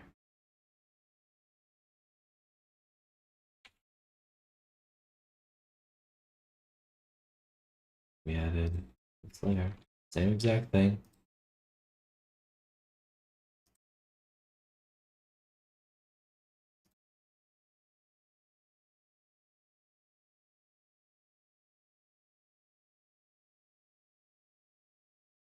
Then we blurred it. You all see how much better that is? I don't even know if that's showing up when you're in bed. It's genuinely like a night and day difference.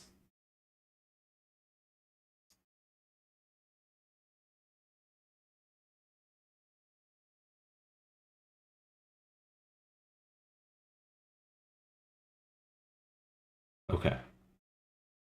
So the reality is that in order to get the highest quality, I have to be using the file we baked in. If I go to the painter, if I make a new version of the mesh, and instead of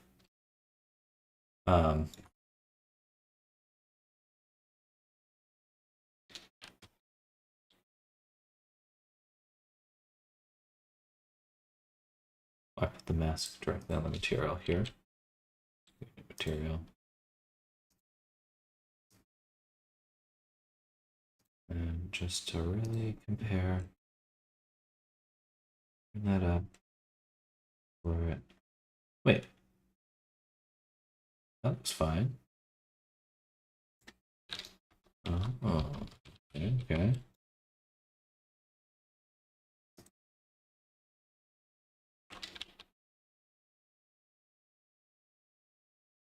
So, wait, where'd my material go? So if I make this black, we see the banding again. Ah, okay. The problem is the intensity of the shadow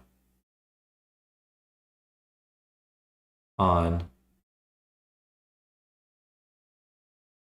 certain pieces. So the blurring is actually working fine, but we are getting banding on certain ranges because there's just so little variation. If I turn this up to white, that one, if I made a layer here, Magnus M. Really nice textures, looks like dirty vertex color detail. Basically, that is actually pretty much what a curvature map is. But hello, welcome Magnus. How's your day going?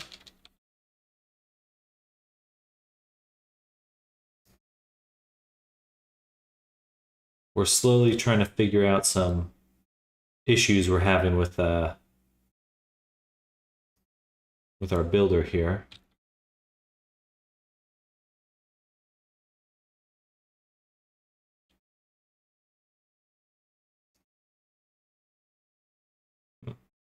Should be working. Try that again.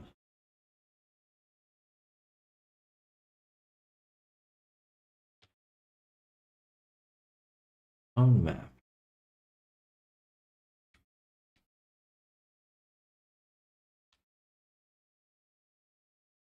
There we go. Okay. Yeah, something was not loading there. And then we go to Mesh Mask Builder. Getting a decent amount of errors. And then we turn on curvature. There, we can see the curvature.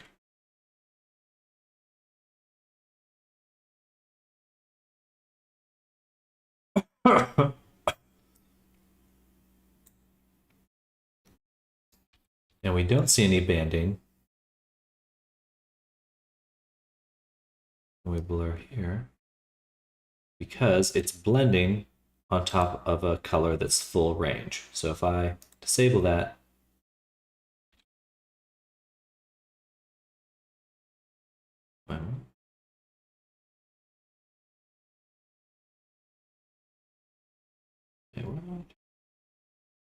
there's no banding at all. Okay. I think there was some sort of bug that we were encountering, but now I don't see any banding on the colors. That's good, but a little annoying because I feel like I was fighting something. Look around and thought I was fighting something that's not even there. What's going on? What is going on? No. That's it. Good. It's a hit S. I delete that. And I don't see any banding. Okay, good. Good. That's good. I don't want any banding. So I think my decision to switch to TIFF files did help. That did, in fact, help. This is not what I want. I'm just experimenting right now. So now we can get those really soft shadows. There's no odd shadowing occurring. Maybe a little bit right here. That's not from my layer. That's from something in here. Is it just the lighting?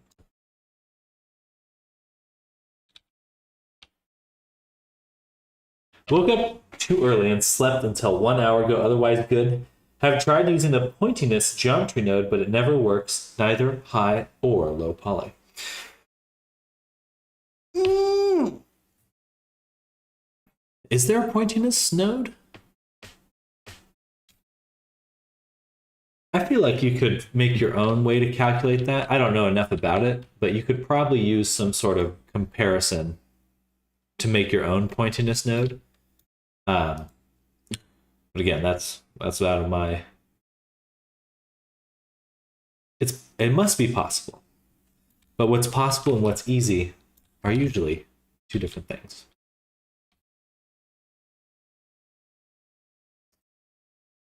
That's so weird. I don't know why it keeps changing color.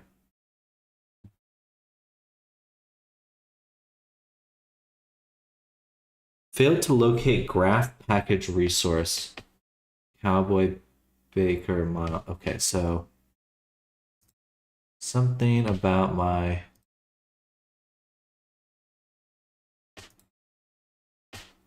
Oh, this is all loading the TIFF images. Good. So nothing should be messing up at this point. Okay, but I don't think I actually want this shadow layer. I don't think I actually want that. I just wanted to know how to blend in colors nicely without banding. Now we're not getting any banding, so we can make our own layers. I'm going to copy the shadow, paste it here, turn that back on, and now we can. Where is it trying to access that? Okay, let's close this and reopen it.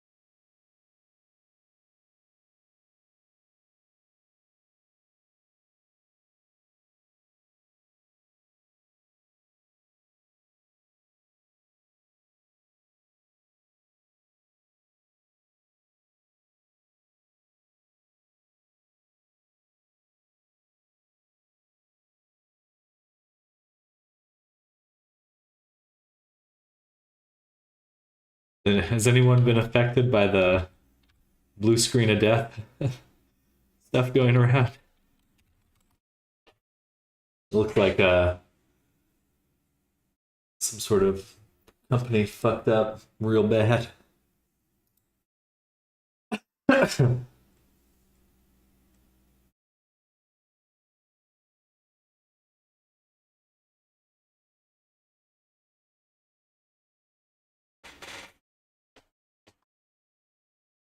Missing resources. The Project Cowboy references cannot be located anymore.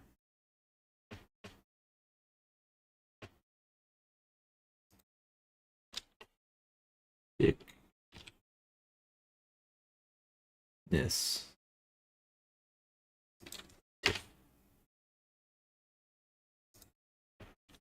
There we go. Okay. Now loaded. And I don't see any banding. Good. We are making progress, finally. Only took 1 million years. 1 million years. Okay, so other thing that I've learned with this program. Do not bake PNG files. Bake TIFF. Bake your files to TIFF, which makes sense. You wouldn't want any of your values uncompressed.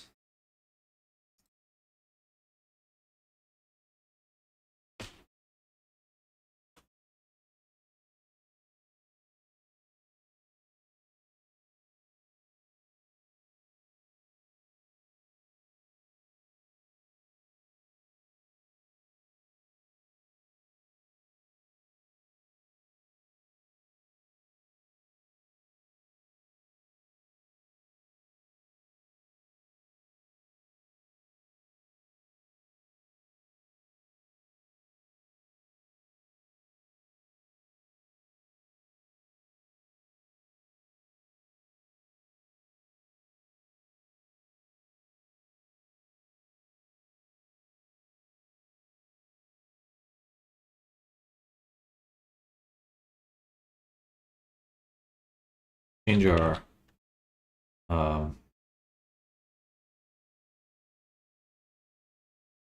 lighting here.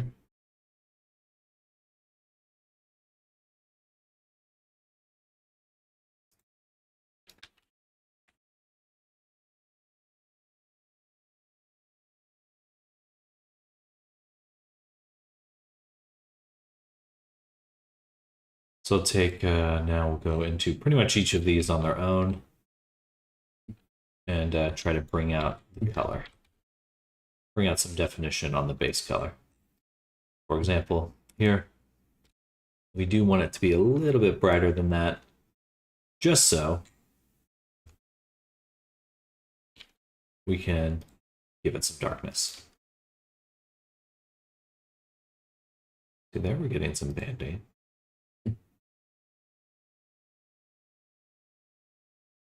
And that's just because it's such a low range color. I mean, it's basically black on black.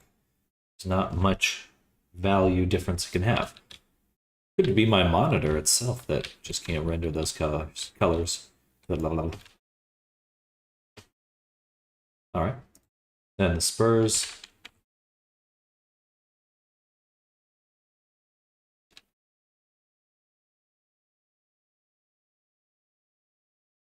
This one I'll actually make brighter.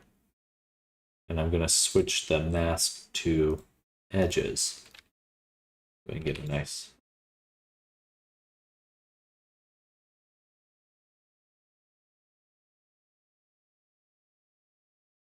edge color.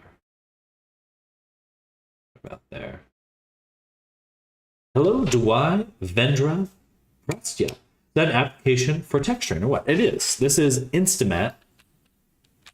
Very similar to Substance Painter. If you've used Substance Painter before, very, very similar, but free. So it's got that going for it.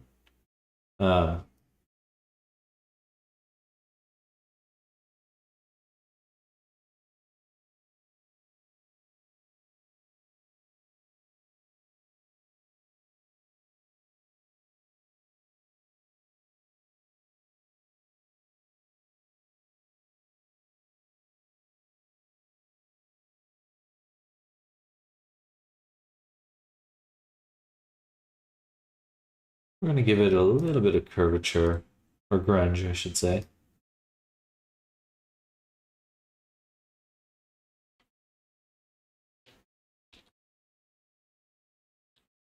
Make it a little crunchy. A little crunchy munchy. But I've been using it quite a bit. It's honestly been pretty good. Definitely some learning struggles trying to figure it out. There are some differences here for sure, but overall I've enjoyed it.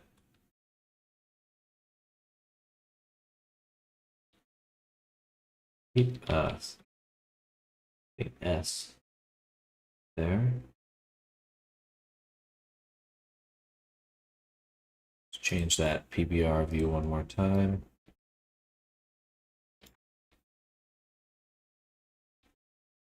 Ooh, the bullets look... Okay, that's more the environment.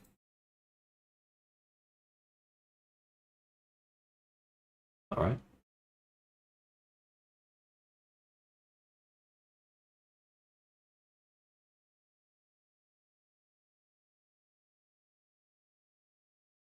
Belt indent. Not doing anything, which means it has a mask that we're not doing anything with. So let's go ahead and delete it. Add in mask builder, and we'll use our curvature again. Yeah, perfect.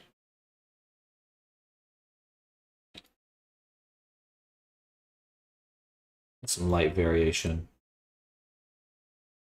Change the roughness as well.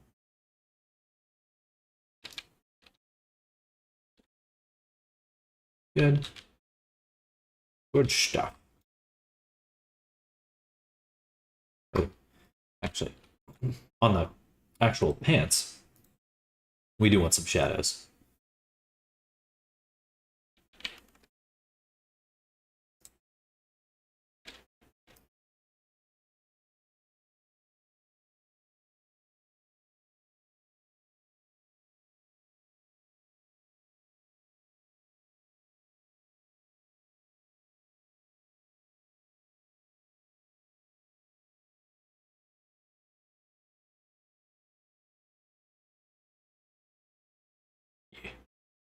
Oh yeah.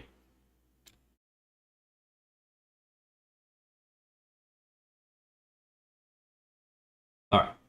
Lastly, we want to do this on the shirt. It's not the shirt, the vest, I guess. Yeah, right here. Paste that. I really should copy it with this. Yes, copy. Turn on. We'll switch the color to be something quite similar. The vest. Maybe just a little darker.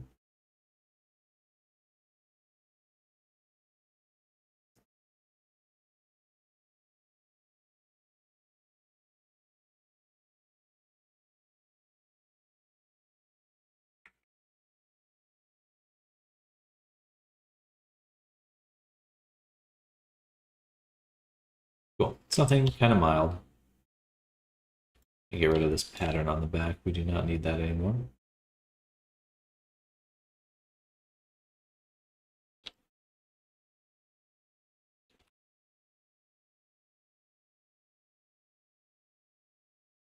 The tassels definitely need a shadow.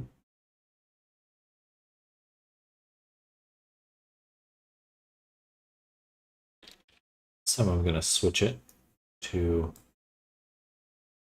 slightly the other direction. Instead of being dark, we'll have this be light.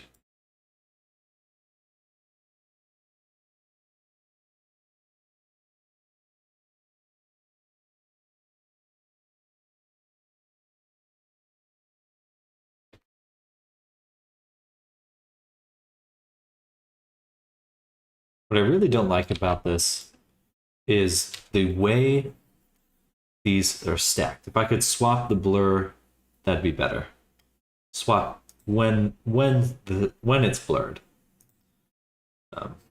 That's good. Let's switch this to overlay. Kind of match the color of the material below. Make it a little bit warmer. Turn up some saturation. Put it in like kind of a yellowish color. A little bit brighter, and then we'll turn down the sorry, the let's see. Right about there. Cool. Then we're going to paste it one more time above. And we're going to do Mesh Mask Builder, switch the curvature to 0, and use our ambient occlusion instead. And kind of push out.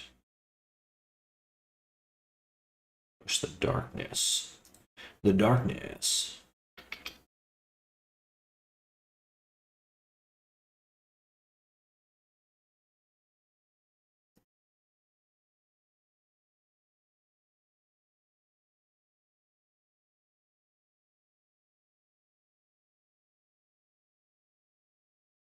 That. Excuse me. Pretty good. Pretty good. In fact, I'm going to copy this. We'll call this AO. We're going to put it onto the vest.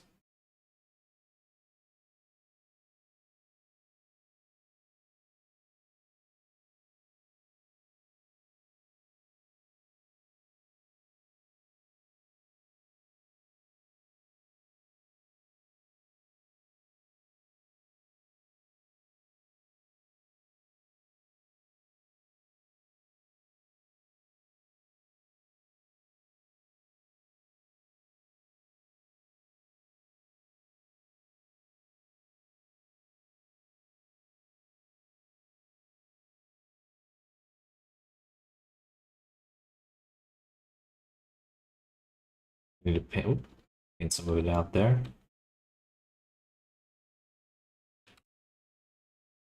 A little rough, that spot.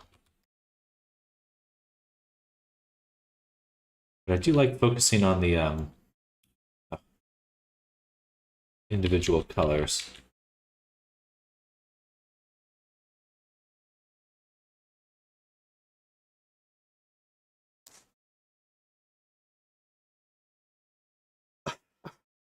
Excuse me. All right. Pants look a little dark now that I'm reviewing them. We'll go to shadow. We'll just turn them down a little. Right about there.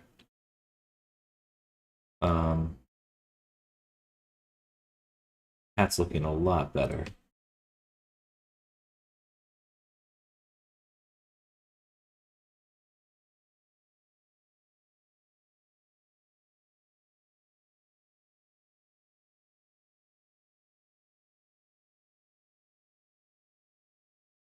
Also add an ambient occlusion to this.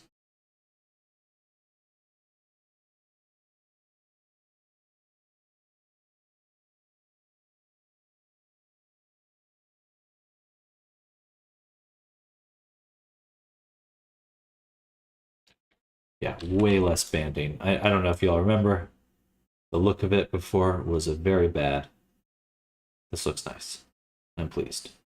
So I was getting a little upset with what was going on. Oh yeah, much softer. In fact, let's bring in the curvature too.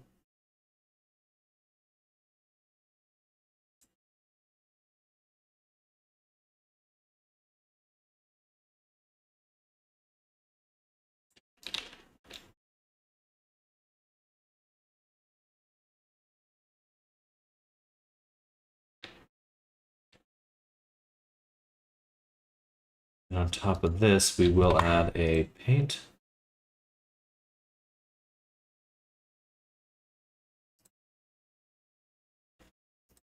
Set to linear. Yes. Any way to paint that out still? If it's on linear dodge, I don't think I can. But subtract.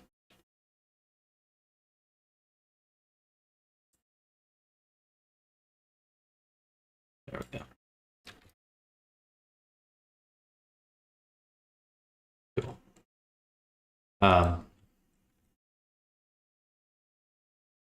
One other thing we can add, of course, we can kind of tone down the ambient occlusion just a little. It's pretty strong. We can also add a direction to this. And we're going to choose bottom. So I'd like the bottom of the hat to be a little darker.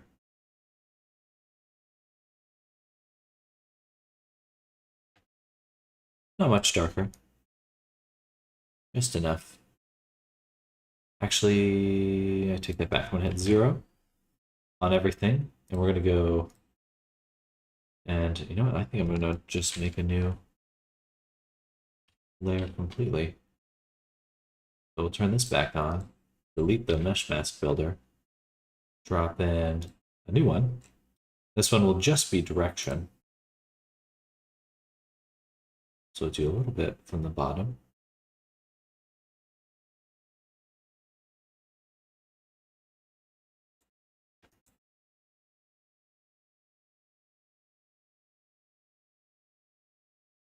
So that's just going to give everything a shadow looking like it's from the bottom. Again, we'll do a little bit from the left and right as well. I'm just going to tone it down.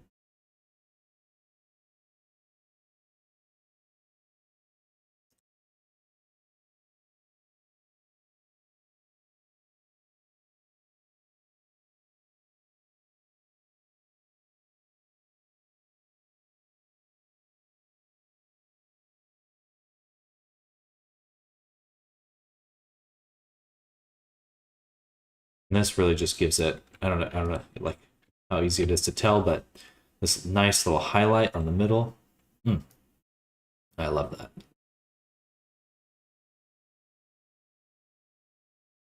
I think that's exquisite.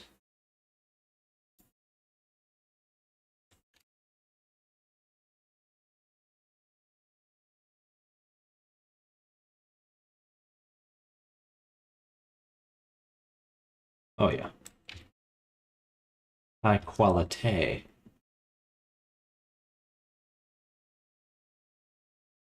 All right, we're getting there. Getting there.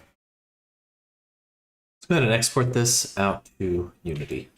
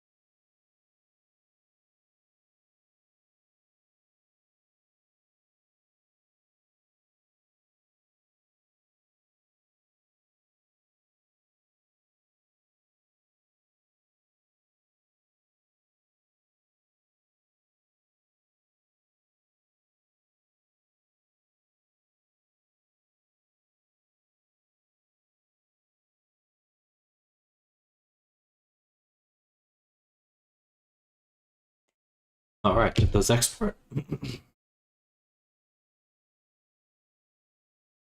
For some reason it keeps turning off this.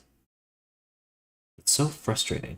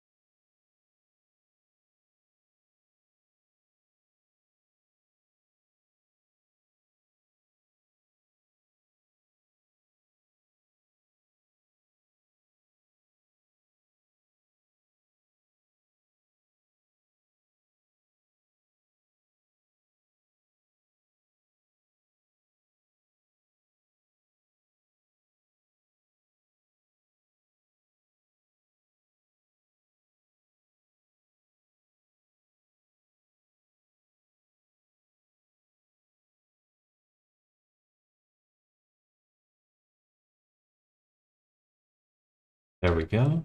Check Unity now.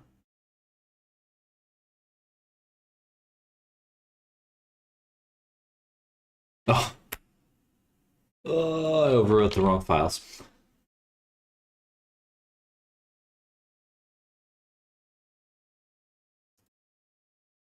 Damn it.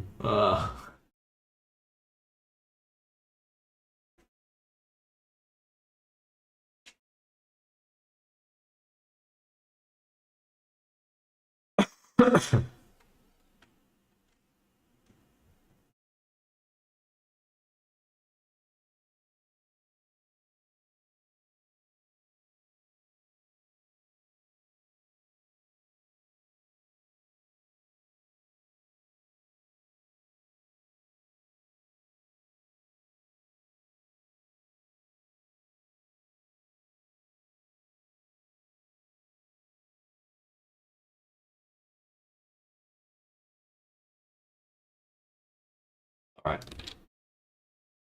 Much cleaner. Still need to paint that out, but now we're no longer getting some ugly banding. But we are getting an odd shadow. Let's go to Blender really quick. Go to our cowboy outfit. Switch to wireframe. Hello, Popstar. Welcome. Things are going well. Things are going well. Still sick, or still recovering from being sick, but overall doing quite good. How are you doing?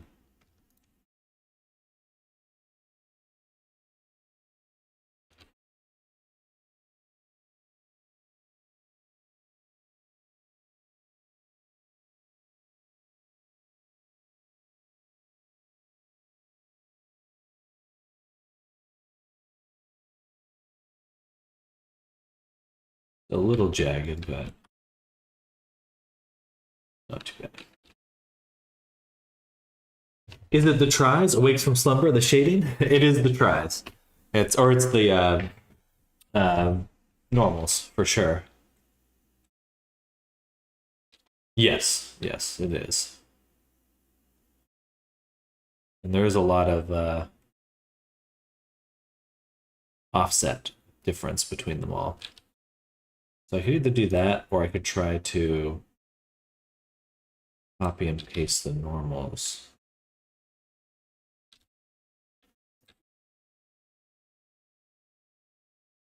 Yeah, let me try that.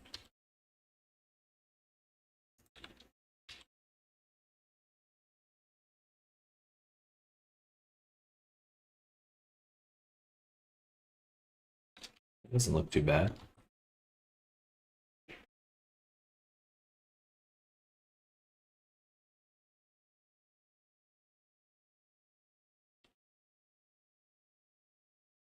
I don't need to do it on those ones. Just the triangle ones.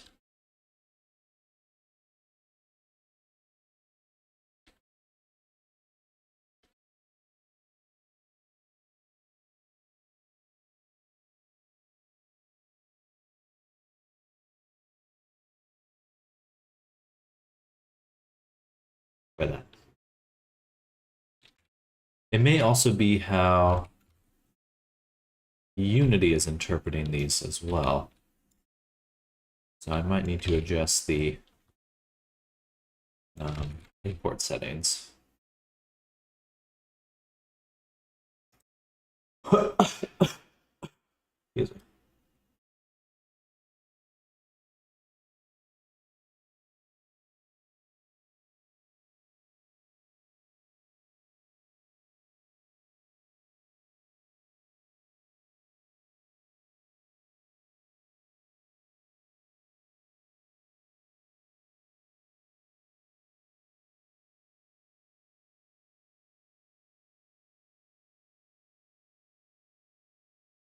Do select faces, select faces by side greater than 4, face triangulate.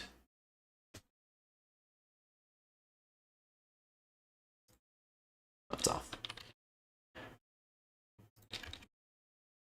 Oh, and then now we can export with tangents. And it looks okay. Not that much different. It's better though.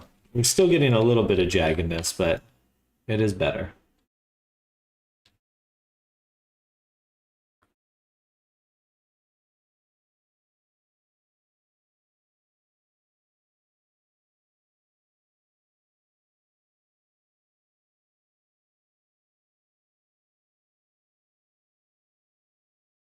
All right, good stuff. The normals on the strings are inside out.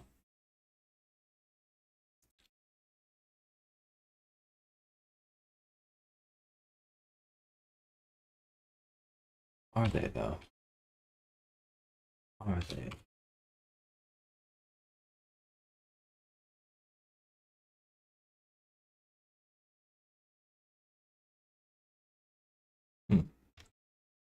No, they're not.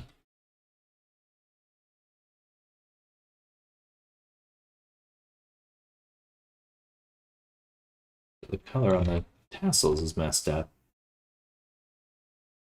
Oh yeah, they're super dark. That would do it.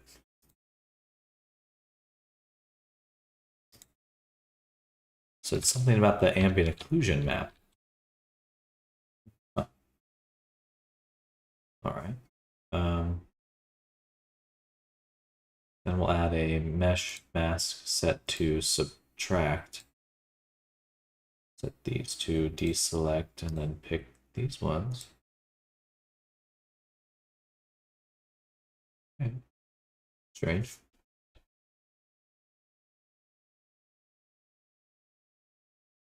There's no thickness on the jacket. There is not. There's no thickness right now. Something I could add. I'm not sure if I need to right now. The issue is vertex count. So you got to balance amount of vertexes. Most clothes are thin. Most clothes are one-sided in games.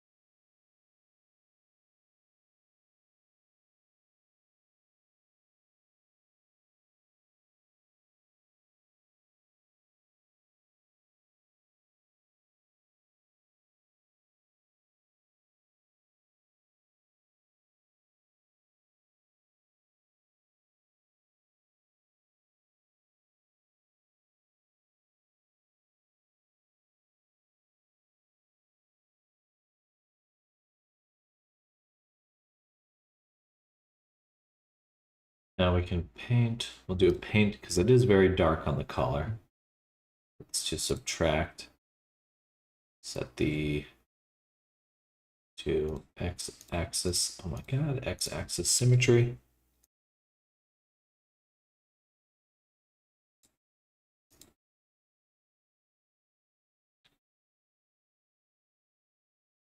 Paint the shadow out right there.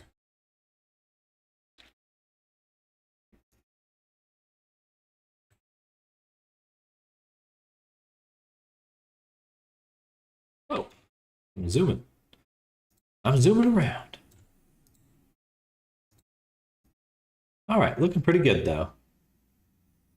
I'll have to start tidying up things and turning off clothes and stuff like that, but overall, I'm enjoying it. We got another hour for this morning session.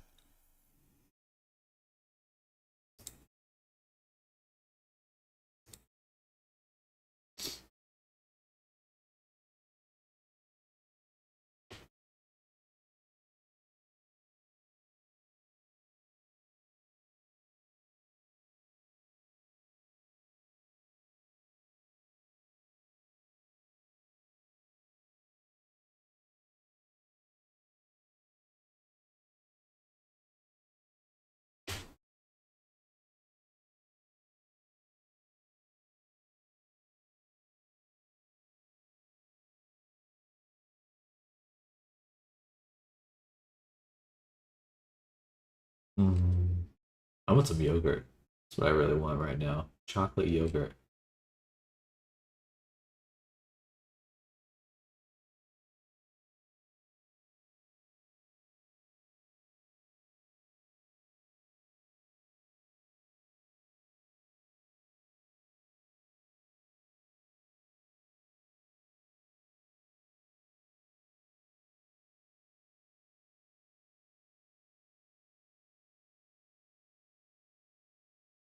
Oh.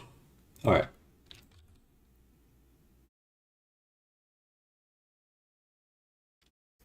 Tassels are correct now. All right. Looks like we need to adjust some of how the clothing is sitting on the character. The main thing is the bandana. It's like a little too high. I'm going to lower it a little. In fact, I'm just gonna kind of have it fill in this whole little spot right there.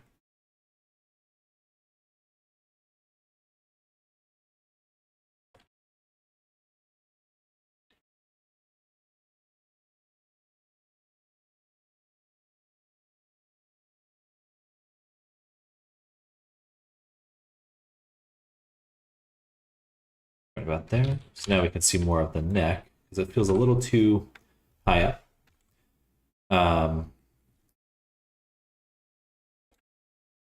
And then the collar on the jacket here does feel a little too far forward. So we'll go ahead and grab these. Grab them both. Hit O. And just kind of move them around a little.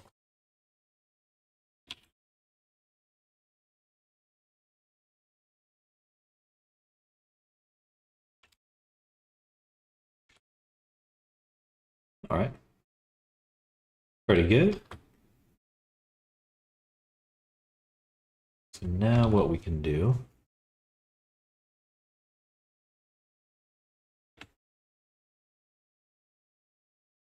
Actually, there is a component.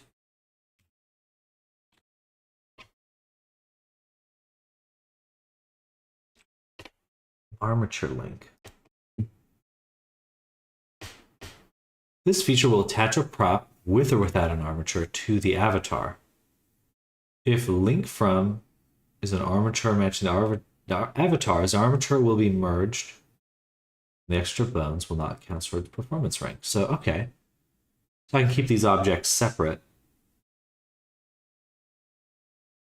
Very useful. Okay. That'll be nice, because instead of having to recreate the body, I can merge everything inside of Unity. I think. Okay.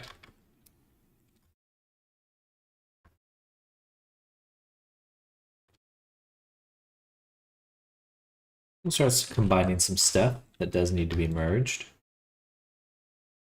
Little pants for the character. Pantaloons.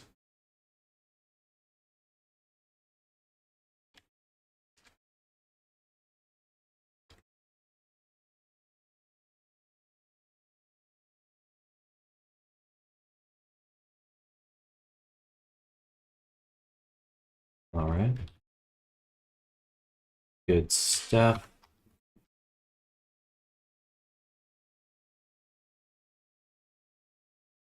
They'll probably want a bone for the hat. Excuse me.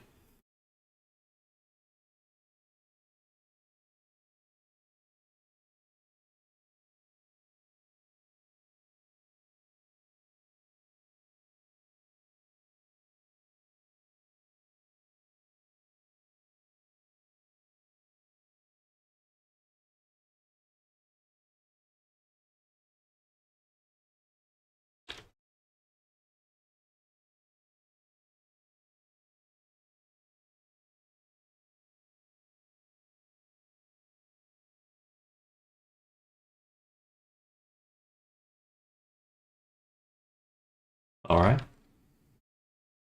Right. I have not gotten the mesh data transfer to work. Or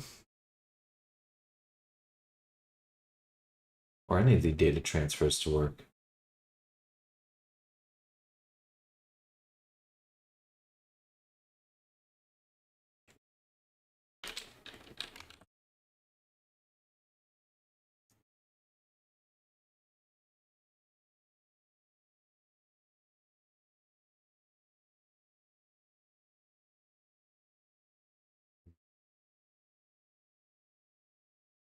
Okay, so for the data transfer, let's go ahead and duplicate the whole character.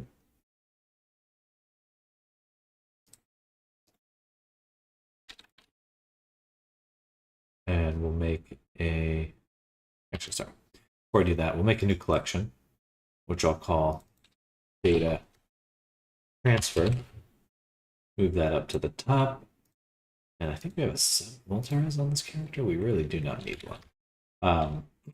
Duplicate and send this to the data transfer. Okay, I'm going to turn off the original avatar now. Turn off the armature on this character. First things first, we're going to select the whole character and remove any floating bits. So we don't need any of that right now for transferring the data.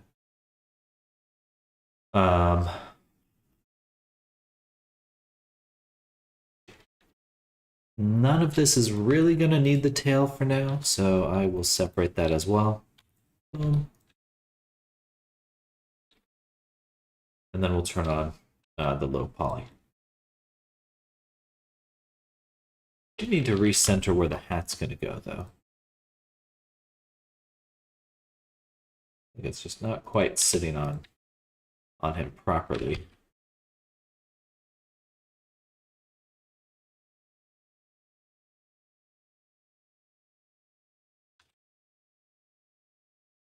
Looks like it is going to clip his ears a little.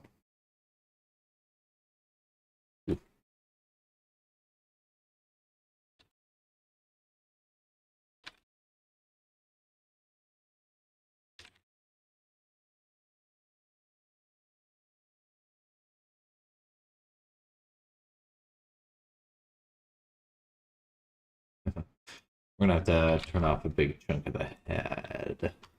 The head.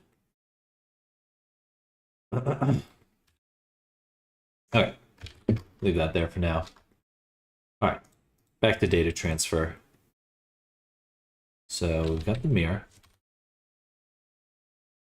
And I need it to move with the body. But I don't need any of this other stuff. So we're gonna take the body, select with seam, select the arm, there. Duplicate this and separate this. And so we'll call this DT data transfer torso. And then we'll select these and do object, transfer, mesh data, vertex groups, all layers. There we go. Then we turn back on the character.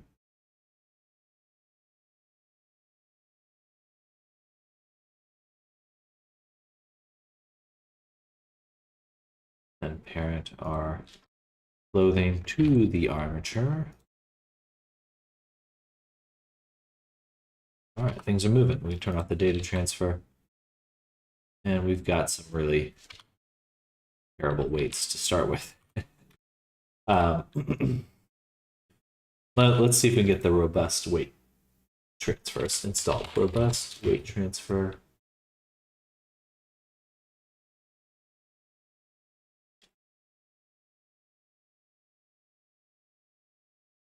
Go to Blender.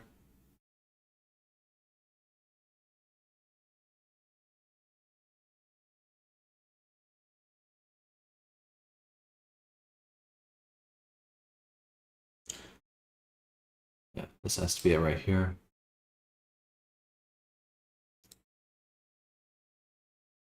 I can tell I've installed it a few times.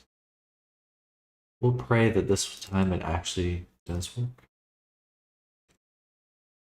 I already have it right here. Let's give it a shot. Make a new scene. Go to add-ons, install, robust.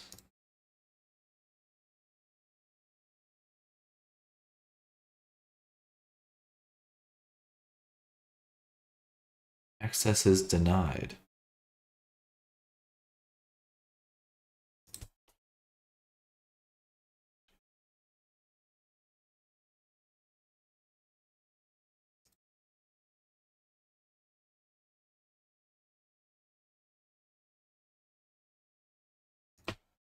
Blender Win Air 5.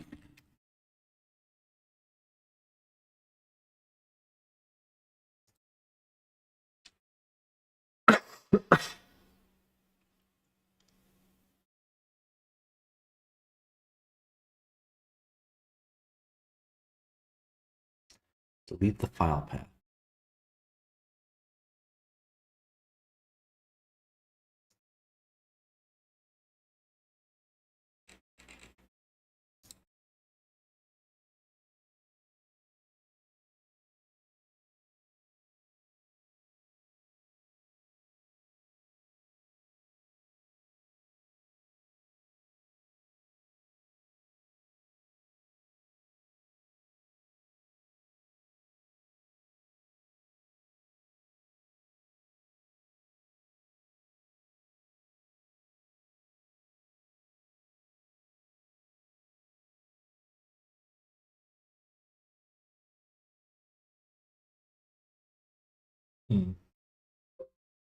Doesn't like me going there.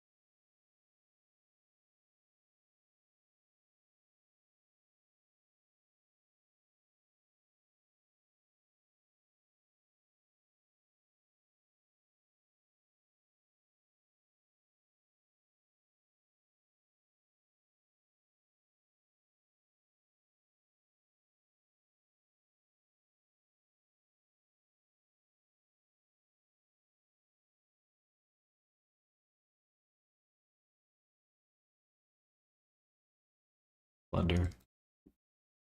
Robust. No air that time. Interesting. No air that time. Good. Now, up jump. And I should be able to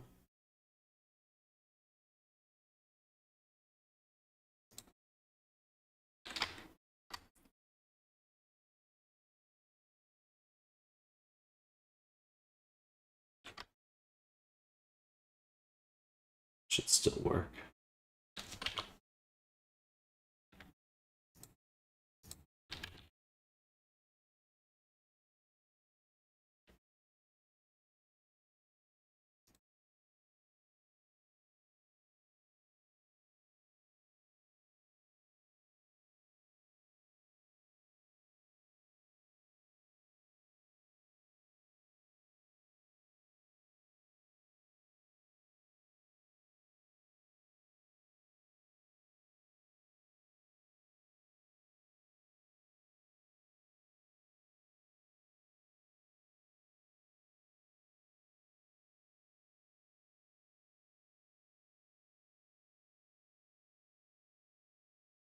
Air object low topology altering modifier.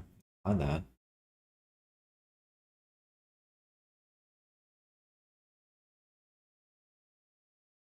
That should work.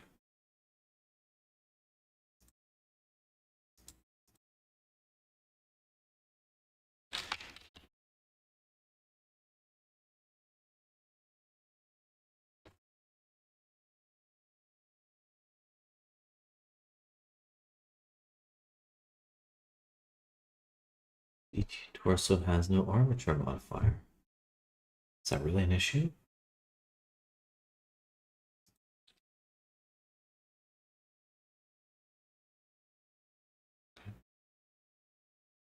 I guess it requires that.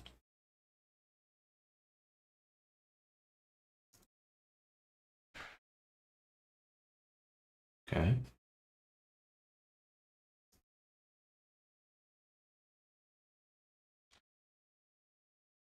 All right, pretty good.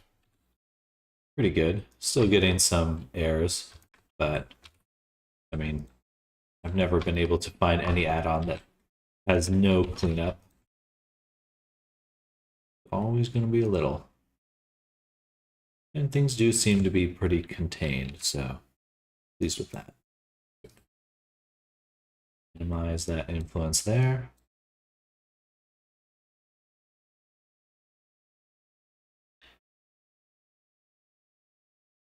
And then that's pretty good. That's actually really good. I'm glad I was able to figure out what's going on with my installation there, though. It's taken me quite a while to figure out, to be honest. Mildly embarrassing. Not embarrassing, annoying more than anything.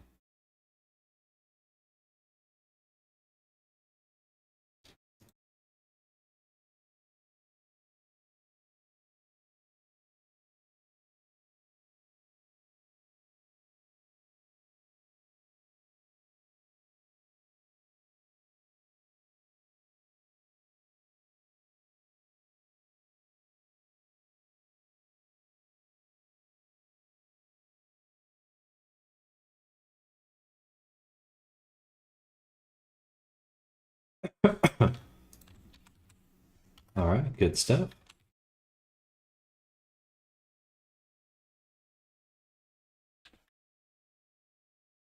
Okay, those are done. Next, we will transfer weights one more time.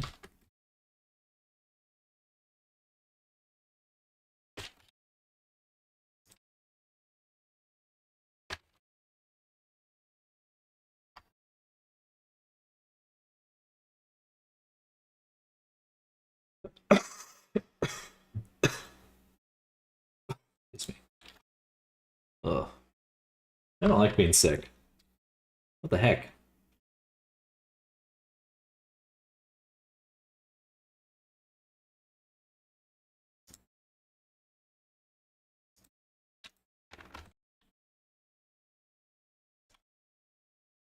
I really should get my mesh data transfer back too. I do prefer that one. It's really good. It's really, really good.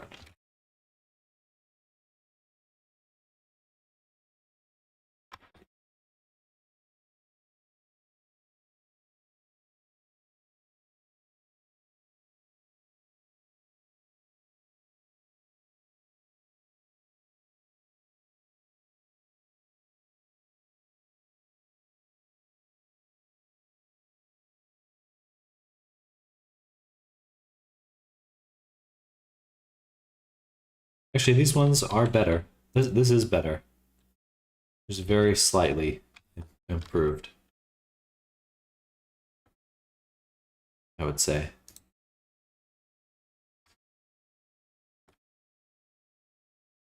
Yeah, definitely. Definitely improved.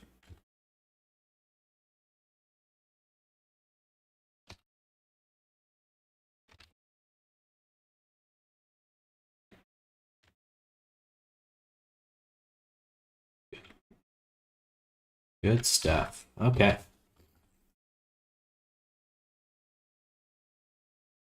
Oh, we're closing in, y'all. Closing in on the final result.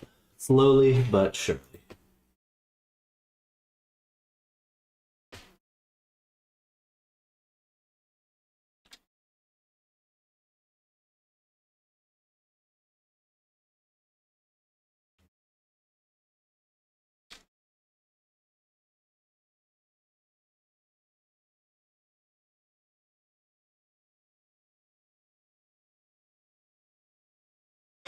Thanks, Nardo.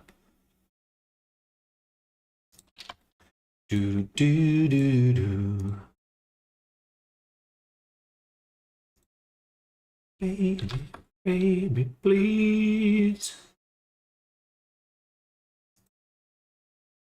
I think we got to go off the torso for this one. Separate these two.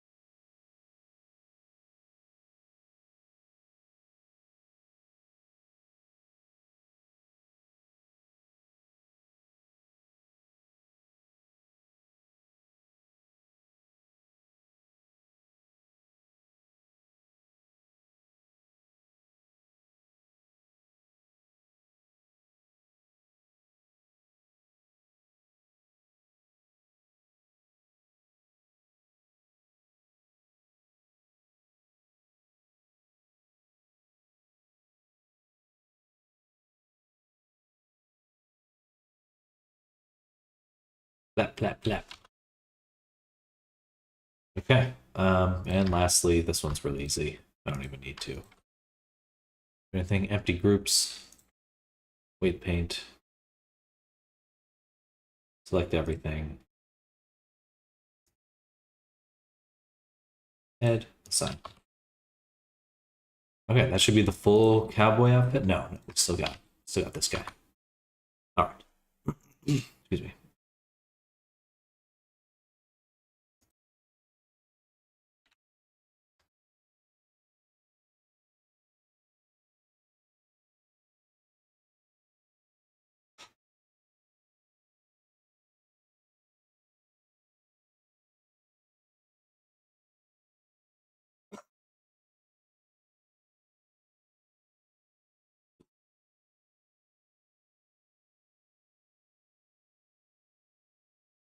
That is quite good.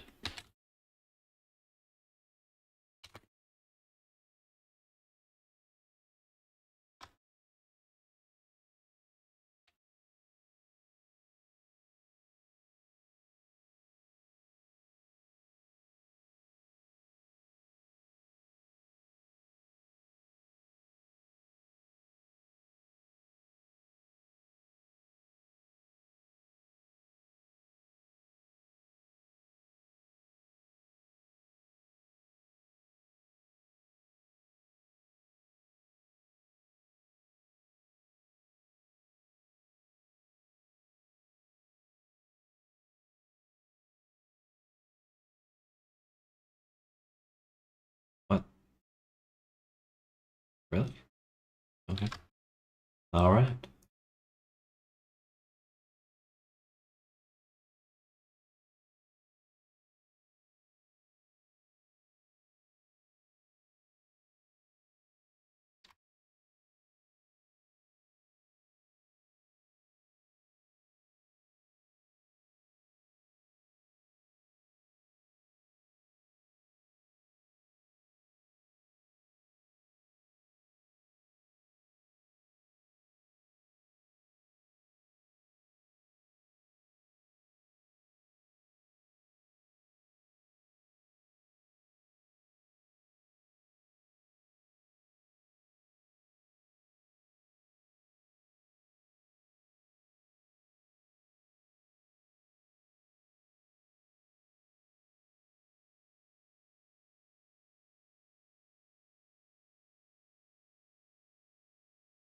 That should be fine.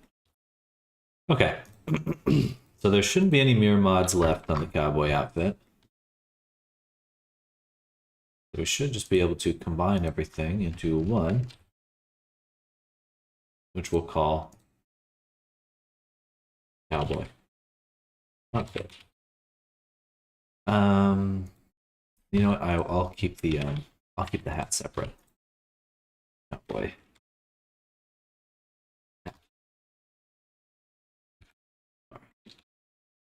Cool. Now cowboy stuff done.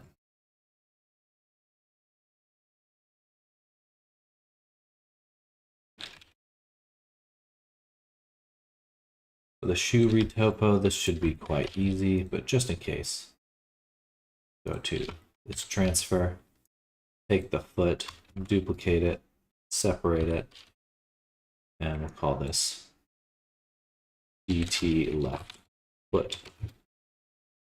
Then I can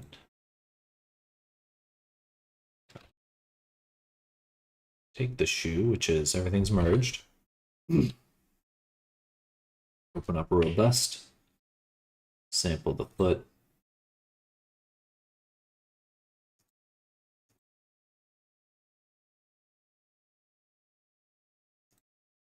Transfer.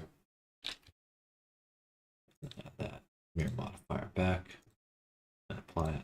Actually, no, don't apply it just yet. Let's review with the rig.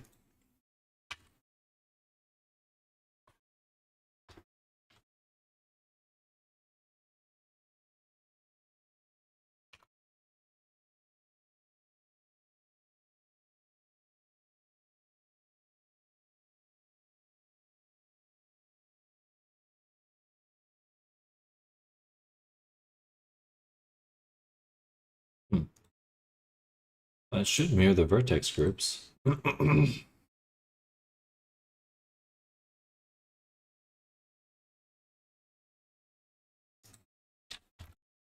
tell me. Oh, that's right. Names are correct. Okay, good. That would have been concerning. But it cleans up the groups. I suppose that's kind of nice. So we'll just copy the name, make a new group, paste it,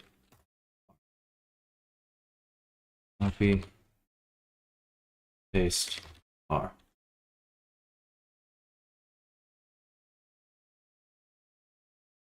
right, that should work.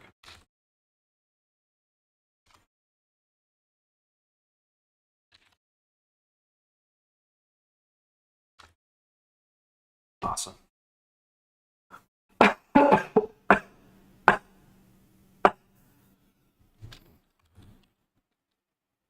Oh, casual. Almost there. Almost there. We'll parent it to the armature right now. Take it, remove this, apply that, remove that. Then take this from the. May as well just do the full body. Transfer. And Do just the torso for this one.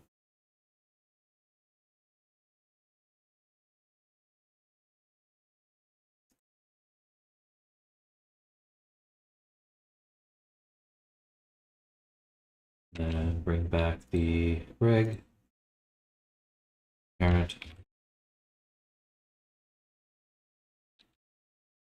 Oh yeah, that is actually better than my normal mesh data transfer.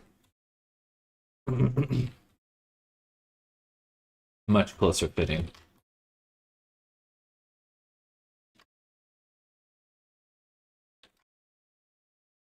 Okay. So now for the casual clothing.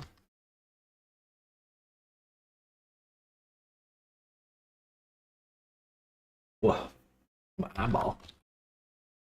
Whoa. Whoa.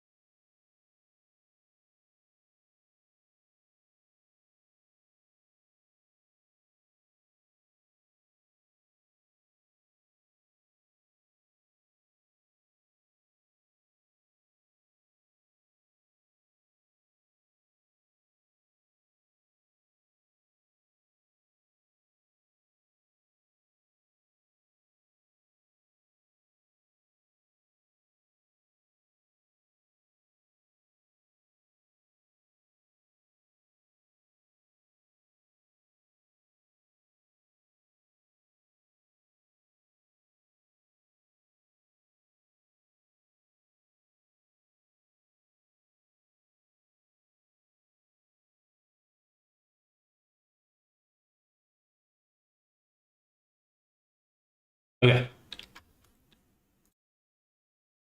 Do, do, do, do. Do, do, do, do. What am I gonna do now? There's really not much more to do.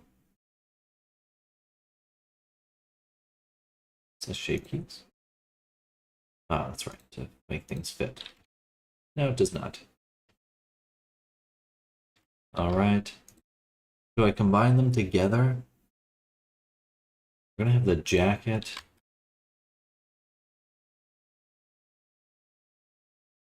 Baby, baby, please. Do, do, do, do, do, do, do, do, do.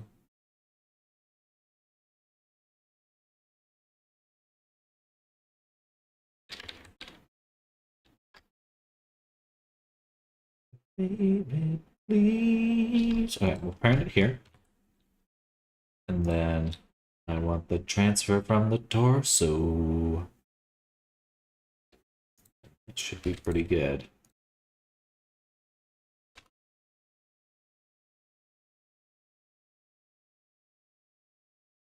The only distinction is that we are missing weights from the tail. So I will add some weight right here.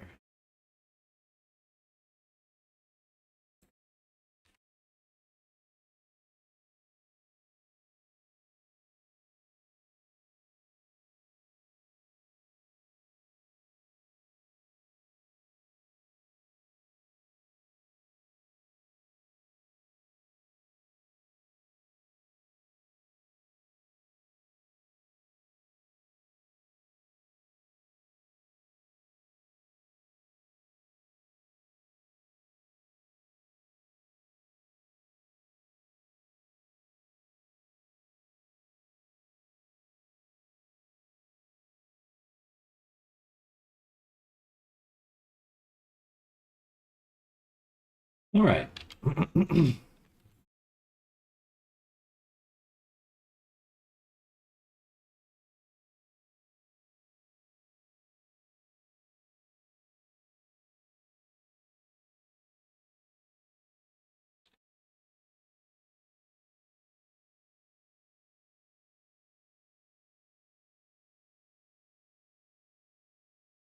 about there.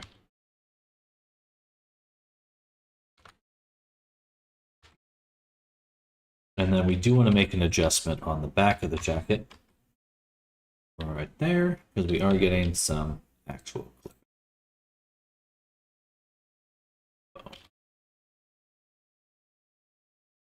All right. I think that's pretty good. We got pretty much everything rigged. We've got some ways to combine things. Let's double check our performance ranks here, because there are a few aspects to this that double check. So excuse me.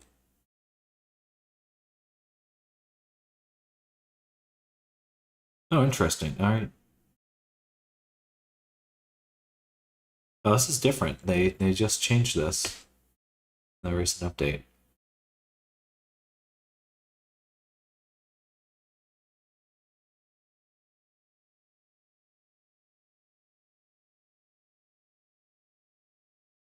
They removed the very poor category. Which makes sense.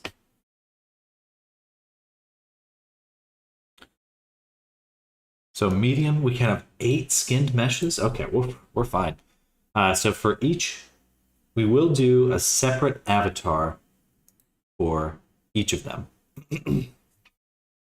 We'll want. Well, actually, let me think about that. Let's review in Blender. So right here,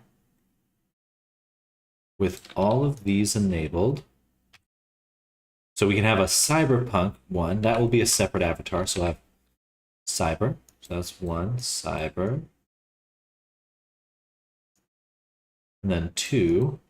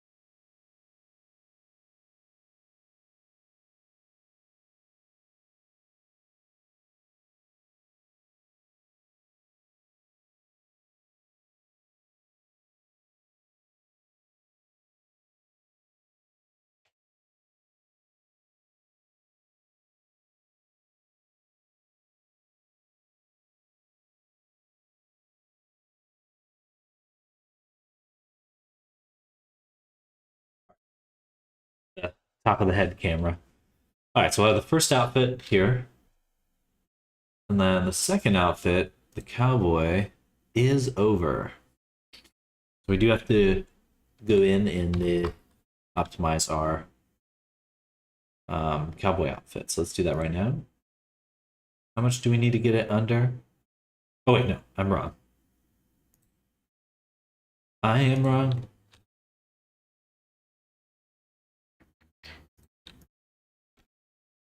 I'm still wrong.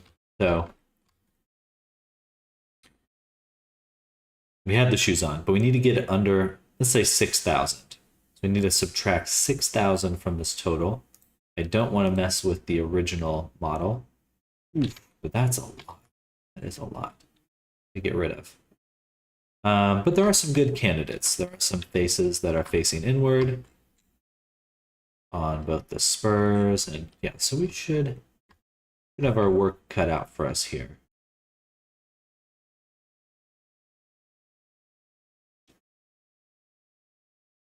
Oh yeah, look at that. My goodness.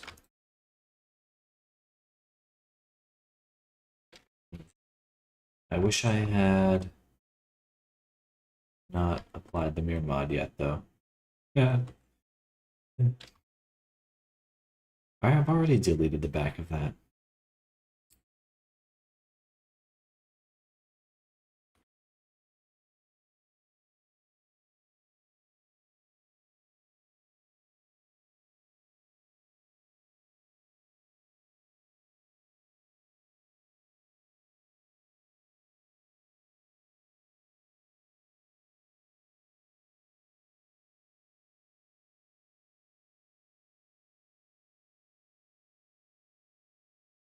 Got to be a way to make this way simpler.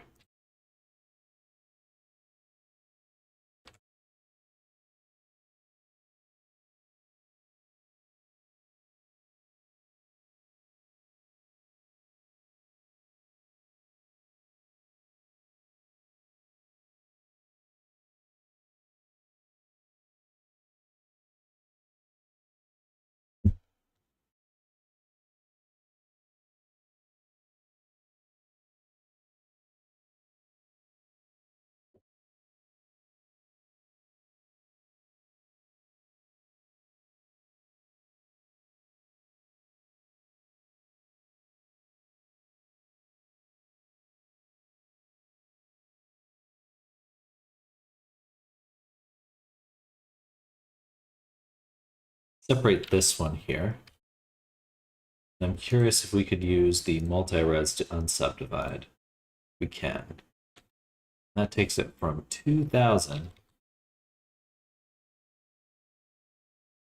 to... that's a significant difference. It was significant.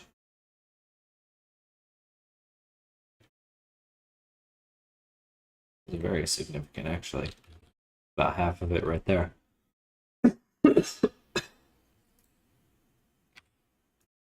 Wait.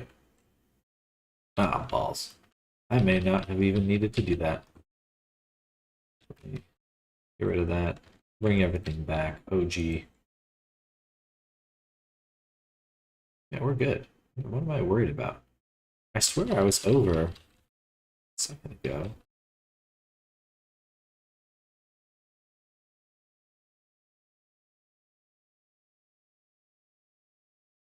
I'll leave it right there.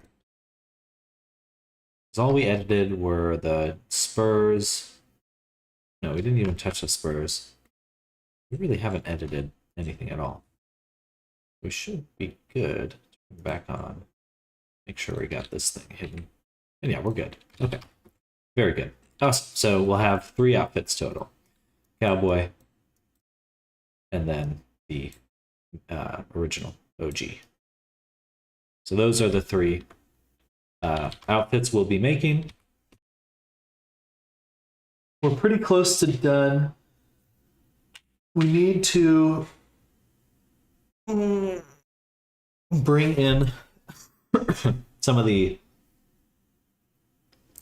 original textures because we are missing on the avatar. Oh, funny. Wait.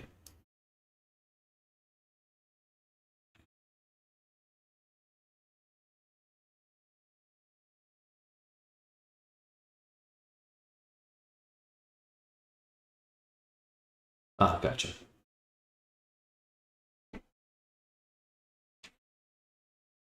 Okay, so yeah, just a minor edit to the there. All right, super close to done. Should have everything done. I'll probably finish them up on this over the weekend, actually, because I don't want to have this work carry into next week. But I do think it's time for me to go ahead and I need some food. I'm still recovering, still tired. I can feel my brain kind of getting as runny as my nose. Though thankfully I'm not super phlegmy today. But so we'll be ending the stream here. Again, I have class this afternoon, so I will not be streaming in the afternoon. I think once I'm fully recovered, I'll try to be doing some evening streams every now and then, but my streaming will be a little bit more inconsistent, a little varied. Oh, just a quick offer as well. I am going to be trying to open up tutoring, so that'll be something I'll be posting about very soon. And kind of it should be complementary to my classes and stuff. So if anyone's interested in getting some one-on-one tutoring, I'll be opening that up very soon in a more inexpensive way, because I realized I think it'd be a very good way to reach people.